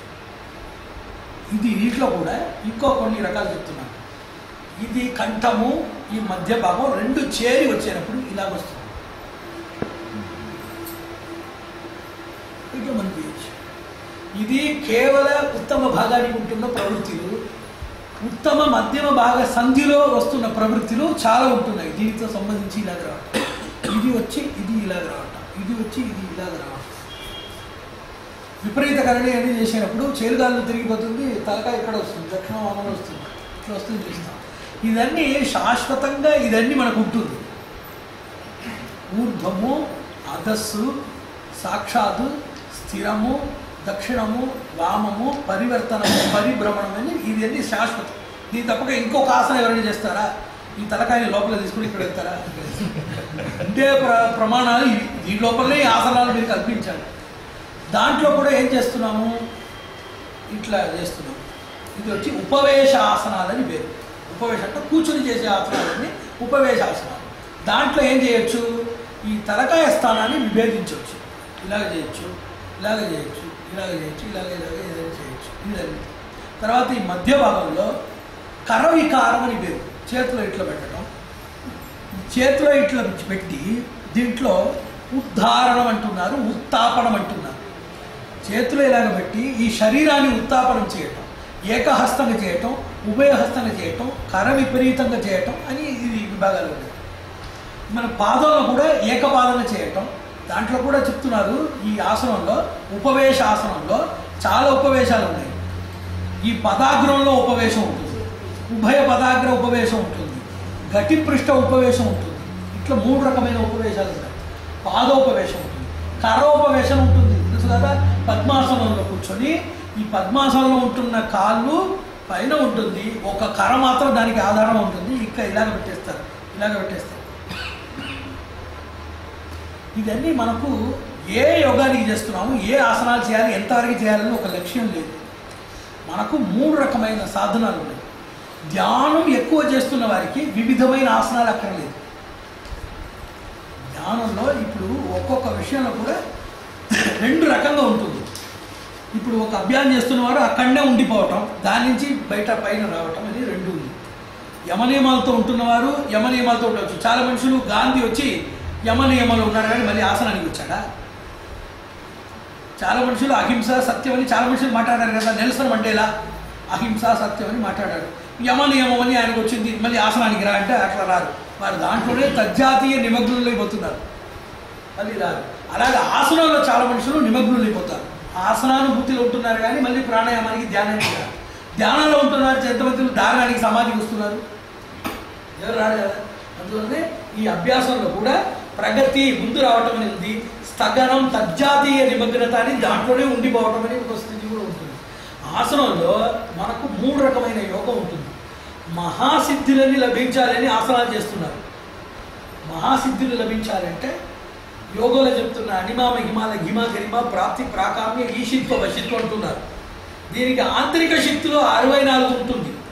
అనధీత శ్రవణం, అధీత స్మరణం, దూరగ్రహణం, సారగ్రహణం, అగ్రగ్రహణం, పరదేశ ప్రవేశం, పరకాయేశ ప్రవేశం, ఇచ్చారూపధరణం, ఇచ్చాశ్రవణ మాత్రత్వం, గ్రహాంతర సంచారం, కాలాంతర సంచరణం, కాల నియంత్రణం, బహుభాషణం, విభాషణం, సంభాషణం, సుభాషణం, ముఖీ వృత్తి, కగణ మార్గ సంచారణం, ఇష్టాప్రాప్తి, అనిష్ట నివారణ శక్తి అని చాలా విషయాలు దీంట్లో ఆంతరిక శక్తి గురించి చెప్తున్నారు. ఇదని ప్రాకామ్యంలో చాలా స్థితులు వస్తున్నాయి.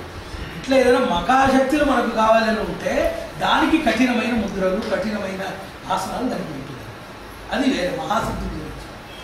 ఆత్మ సాన్నిధ్యం, సాక్షాత్కారం, మోక్షం, పరమాత్మానుభూతి కోసం చేస్తున్న వారు ఉంటున్నారు. వారికి ఉంటే ఆసనాలన్నీ వేరే. కేవల శరీర కృషి కోసం, క్రియ కోసం చేస్తున్న వారు ఉంటున్నారు. శాంతి ఉండాలి, సుఖం ఉండాలి, సత్యం ఉండాలి. మీకు ఏ లక్ష్యం ఉందో దానికి అనుసరించిన ఆసనాలు మనం చెప్పారు. మీకు ఏది కావాలి? ప్రసిద్ధి, సంసిద్ధి, మహాసిద్ధి అన్నారు. ఆత్మ పరమాత్మని అందటం సంసిద్ధి. లోకాన్ని ప్రకృతి అతీతంగా గాలి నేను చెప్పేది వినాలి, నిప్పు నేను చెప్పేది నిప్పు నడితే చల్లగా ఉండాలి, గాలి నా ఇంటికి చెప్పినప్పుడు వచ్చి వెళ్ళాలి అని చెప్పి ఉంటే ఇదని మహాసిద్ధి. ప్రసిద్ధి అనేది జ్ఞానము, ఐశ్వర్యము, యోగము, పుత్ర సంతానము, ఆరోగ్యం, ఇదన్నీ ప్రసిద్ధి అని పేరు. ఈ దేనికి ఏ ఆసనం ఉంటుంది అని చూడాలి. దాంట్లో కూడా ఆసనాల్లో 3 రకమైన ఆసనాలు ఉన్నాయి. పైశాస క్రియ అని ఉంటుంది. పైశాసం, ఆసురికం, రాక్షికం, యాక్షికం అనేది అధమ క్రియ. మానవ క్రియ, మనుష్య క్రియ ఉంటుంది, దేవక్రియ ఉంటుంది. ఇప్పుడు కడుపులో మనకు కష్మలాలు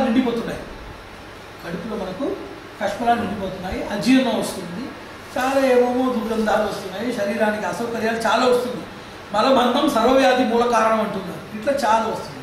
దీనికి మనుష్య ద్వారా, దేవ ద్వారా, రాక్షస ద్వారా దానికి ఆసనాలు, ప్రక్రియలు ఉన్నాయి. ఆసనం వేరే, ప్రక్రియ వేరే. ఉట్యాన నవ్వులు చేస్తారు కదా, అది ఆసనం కాదు, అది ఒక ప్రక్రియ. ఆ ప్రక్రియ చేస్తారు, అది కూడా పైశాచ ప్రక్రియ అంటున్నారు. దాన్ని బలాత్కరించి చేయడం, మన శరీరంలో యథార్థంగా మన స్ఫూర్తితో శరీరానికి ఎక్కువ మనకు చాలనం ఇవ్వకుండా ఆంతరికమైన శక్తి చాలనం, భావచాలనం, స్థితాచాలనంతో చేసేదే యోగ విద్య. శరీరాన్ని ప్రవృత్తి ఉంటుంది, ఈ శరీర ప్రవృత్తిని తగ్గించి లోపల ఉంటున్న ఆత్మ ప్రవృత్తిని, మౌన ప్రవృత్తులు, చాలా ప్రవృత్తులు ఉంటుంది, ఆ ప్రవృత్తి ఉంటుందా లేదని కూడా తెలియదు, అటువంటి మౌన ప్రవృత్తిని పెంచే ఒక విషయం యోగం.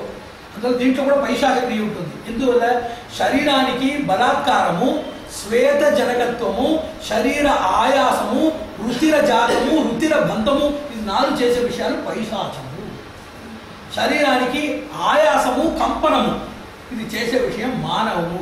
శరీరానికి సౌఖ్యము, ఆనంద అమృత పానవత ఆహ్లాదదాయకమైన విషయం దేవం అని చెప్తున్నారు. ఆసనంలో కూడా 3 రకమైన ఆసనం ఉంది. అన్ని ఆసనాలు అందరికీ, అన్ని విషయానికి గ్రాహకం కాదు. మహాసిద్ధి పొందిన వారికి కొన్ని ఆసనాలు ఉన్నాయి. అది ఎందుకు నువ్వు ప్రసిద్ధి కోసం చేస్తున్నావు? మనకి ఆసనం లేదు కదా. అందువల్ల దైవమైన రూపాలు ఉండాలి, దానికోసం చేయాలి కదా. దాంట్లో కూడా ఆసనంలో 3 రకమైన ఆసనాలు ఉంటుంది. బాల ఆసనం అని ఉంటుంది. బాల ఆసనం అంటే ముందు కొంచెం అభ్యాసాన్ని చేసిన వారికి ఉంటుంది. శిశు ఆసనం ఉంటుంది, అప్పుడే వారి ప్రవృత్తికి వచ్చిన వారికి శిశు ఆసనాలు ఉన్నాయి. బాల ఆసనం అనేది బాలలు, చిన్న పిల్లలు ప్రవృత్తికి వస్తున్న వారికి ఉంటుంది. 3వ ఆసనం కుమారాసనం ఉంటుంది, మంచిగా బలంగా ఉంటున్నవారు చేయడానికి ఉంటున్న ఆసనం. బలహీనుల వారికి ఆసనం కాదు, లేదు. నాకు కాలు నొప్పి ఏంటి, ఏదైనా ఒక ఆసనం చెప్పించాడు, అది ఏం లేదండి, ముందే నొప్పికి ముందు వచ్చి ఉంటే ఇప్పుడు అది రాకుండా మనం ప్రయత్నం అప్పుడే చేసి ఉండొచ్చు. కానీ నొప్పి వచ్చిన తర్వాత మీరు ఆసనాలు చేయకూడదని చెప్పాలి. కానీ నొప్పి రా, నీకు చెప్పిస్తాను, విపరీత కండి చేయి, విపరీత త్రికోణాసనం చేయి, ఈ కాళ్ళు ఇక్కడ పెట్టు, ఈ కాళ్ళు ఇక్కడ పెట్టుకుంటా, దానికి బాధలేకూడదు. అందువల్ల ఆసనంలో వృద్ధాసనం లేదు. వృద్ధులకు ఒకే ఆసనం మంచం, దాంట్లో కూర్చున్నాడు, దానికి వేరే ఆసనం లేదు. ఒకే ఆసనం మంచాసనం. రాజులకు సింహాసనం, వృద్ధులకు మంచాసనం. శిశు ఆసనం, బాల ఆసనం, కుమారాసనం. రేపు పొద్దున మనము ఒక ఆసనాలన్నీ పేరు వేసి అది ఏది మహాసిద్ధి, ఏది ప్రసిద్ధి కోసం, ఏది సంసిద్ధి కోసం, ఏది వచ్చి ఆసుర పైశాసికం, ఏది మానవికం, ఏది వచ్చి దైవికమైనది, ఏది శైశవంలో ఉంటుంది, ఏది వచ్చి బాల్యంలో ఉంటుంది, ఏది కౌమార్యం చెప్పి శివరాత్రిస్తాం. అది అన్నీ ఇప్పుడు చెప్తే తర్వాత ఆసనాల నుంచి మళ్ళీ వేరే విషయానికి వెళ్ళడం చాలా కష్టం ఉంటుంది. ప్రాణశక్తి సంచారం గురించి, ధ్యానం గురించి చెప్పాలి, చాలా కష్టం అయిపోతుంది. అందువల్ల అది రేపు చెప్తాను, తప్పకుండా చెప్తాను. కానీ ఈ విషయం మనము ఆసనాలు తెలుసుకోవాలి. ఎందుకు చెప్తానంటే మహాసనానికి ప్రయోజనం సర్వాసన సిద్ధి. ఎందుకు ఆసనం చేస్తున్నాము అని ఒక రహస్యం ముందే ఒకసారి చెప్పాను, చిన్నది చెప్పాను. మన శరీరంలో ఇప్పుడు ఈ శరీరం ఉంటుంది, ఈ శరీరానికి ఆంతరిక శరీరం ఒక శరీరం ఉంటుంది, సూక్ష్మ శరీరం ఉంటుంది. ఈ సూక్ష్మ శరీరంలో చాలా బంధాలు ఉన్నాయి. ఈ ఆసన ప్రక్రియలో వస్తే కానీ ఇప్పుడు ఈ వస్త్రం ఉంటుంది, ఈ వస్త్రాన్ని ఇలాగ చేస్తున్నాము, ఇట్లా చేస్తున్నాము, ఇట్లా చేస్తున్నాము. ఎందుకు చేస్తున్నాము? మురికి వెళ్ళటానికి, మురికిని తీర్చడానికి ఒక పద్ధతిలో ఇదన్నీ చేస్తున్నాము. అలాగనే ఈ శరీరాన్ని మన ఇష్టానికి చేయకూడదు. ఈ వస్త్రాన్ని మనము మళ్ళీ తీసేటప్పుడు ఈ వస్త్రం మనకు మళ్ళీ కావాలా అవుతున్నా, శరీరం అంటే దానికి ఒక ప్రక్రియ ఉంది. ఈ మురికిని తీయాలంటే వస్త్రాన్ని తీసేయకూడదు. ఇట్లా పెద్దలు ఏమన్నారు, ఒక్కొక్క స్థానంలో ఒక్కొక్క సంధి ఉంటుంది. ఈ పద్మాసనంలో మనం ఉంటున్నప్పుడు ఈ గడిలో మేలుదండలో ఒక ముకుళం ఉంటుంది. ఆ ముకుళం మనకు ఇలాగ వచ్చినప్పుడు మనకు ముక్కులో ఉద్ఘాటన అవుతుంది అన్నారు. ఇంకొకటి 2 ముక్కుళాలు ఉన్నాయి. ఒకటి శతతల ముక్కుళం, సహస్రతల ముక్కుళం అంటున్నారు. పద్మాసనంలో కూర్చుంటే సహస్రతల ముక్కుళం ప్రారంభమవుతుంది, సహజాసనంలో కూర్చుంటే శతతల ముక్కుళం ప్రారంభమవుతుంటున్నారు. అట్లా ఒక్కొక్క ఆసనంలో వజ్రాసనం కానీ, వజ్రాసనంలో మనం కూర్చుంటున్నాం. వజ్రాసనం కూర్చున్నప్పుడు ఇక్కడ మనకు ఇది లేదు, ఇక్కడ మనకు ఆ బలాత్కారం లేదు. ఇది 2 కాళ్ళు ఇలాగ పెట్టుకుని కూర్చున్నాం కాబట్టి ఇది ఇక్కడ పెట్టి ఇక్కడ ఉండేది ఇక్కడ వెళ్ళిపోయి ఇక్కడ ఒక చంద్రకళ ఉంటుంది. మనకు ఎలాగ సూర్యకళ చంద్రకళ ప్రాణ సంచారం ఉంటుంది కదా, అట్లా శరీరాన్ని దేవతా సాన్నిధ్యం ఉంది. ఇంద్ర, చంద్ర, వరుణ, సూర్య, యమ, వాయు, అగ్ని అని ఈ గుణాలు, ఈ 7 విశ్వే దేవతలు అంటున్నారు. వీరికి స్థానాలు ఉన్నాయి. దాంట్లో చంద్రస్థానం ఇక్కడ ఉంటుంది. మన శాస్త్రంలో ఇదే చంద్రస్థానం అంటున్నారు. హస్తరేఖ నిపుణులు చెప్తున్నారు ఇదే చంద్రస్థానం అంటున్నారు. ఇక్కడ ఒక్కొక్క స్థానం ఉంటుంది కదా. ఇక్కడ మనం వజ్రాసనం ఉంటున్నప్పుడు ఇక్కడ చంద్రమా మనసో జాత అని వేదం. అందువల్ల మనస్సు పరిపూర్ణంగా నిష్కల్మషంగా ఏకాగ్ర చిత్తంగా ఒక విషయం భావించాలంటే వజ్రాసనం కూర్చొని వినాలి. ఎందుకంటే అక్కడ ఉండే చంద్రతత్వం మనస్తత్వం, అది ఇక్కడ మేరుదండ మధ్యంలో ఉంటుంది. అది ప్రారంభ ఉద్ఘాటన అయిన తర్వాత ఏకాగ్ర గ్రహణ అయిపోతుంది. మనకు ఆ విషయాలన్నీ మనము తెలుసుకోవాల్సిన ఒక సౌభాగ్యం వస్తుంది. ఈ 3కి ఏమి వ్యత్యాసం అంటే సహజాసనము, వజ్రాసనము, పద్మాసనము. ఈ 3లో కూడా ఏమో ఉద్ఘాటన అవుతుంది, ఏదో మంచిది జ్ఞాన సంబంధించి వస్తుంది. ఏదేది ఎప్పుడప్పుడు చేయాలి అని ఒక లక్షణాలు చెప్తున్నారు. శ్రవణానికి ఒక విషయాన్ని, శ్రవణానికి సహజాసనం, విన్న విషయాన్ని విచారం చేయడానికి వజ్రాసనము, విచారింపబడిన విషయాన్ని గురించి అనుసంధానం ఆంతరిక ధ్యానం చేయడానికి పద్మాసనం.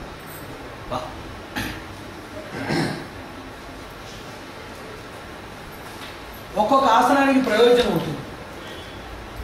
3 జ్ఞానం సంబంధించిన విషయమే. కొత్తదిగా వింటున్నప్పుడు సహజాసనంలో ఉండాలి. విన్న విషయాన్ని గురించి మీరు ఇంకా విస్తారంగా విచారించేటప్పుడు అప్పుడు ఆ సమయంలో మీరు వజ్రాసనంలో కూర్చున్నారు. బాహ్య వ్యవహారాలన్నీ తీసేసి మీరు లోపల మిమ్మల్ని గురించి మీరే చూసుకున్నప్పుడు పద్మాసనం చేయాలి. ఎందుకంటే చంద్రకళా ఉద్ఘాటనం వజ్రాసనంలో వస్తుంది, శతతల పద్మ ఉద్ఘాటనం సహజాసనంలో వస్తుంది, సహస్రతల పద్మ ఉద్ఘాటనం పద్మాసనంలో వస్తుంది.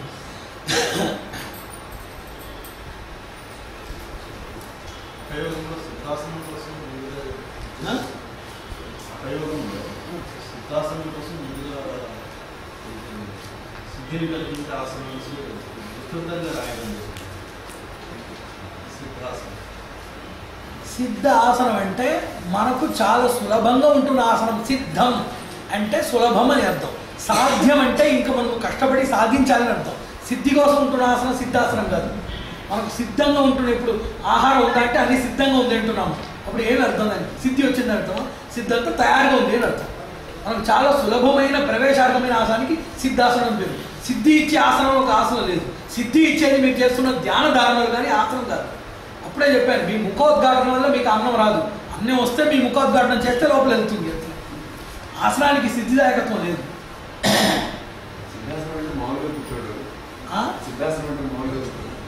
మీకు సహజంగా ఎక్కడ ఎలాగ కూర్చుంటే మీకు అది ఆనందంగా ఉంటుందో ఆ దానికి సిద్ధాసనం అని పేరు. సహజాసనం అంటే కొన్ని మనుషులకు సహజంగా ఒక ఆయన అన్నారు, మీరు ఏమి ఇలా కూర్చున్నారు అన్నారు. ఇలాగనే కూర్చున్నారు ఆయన.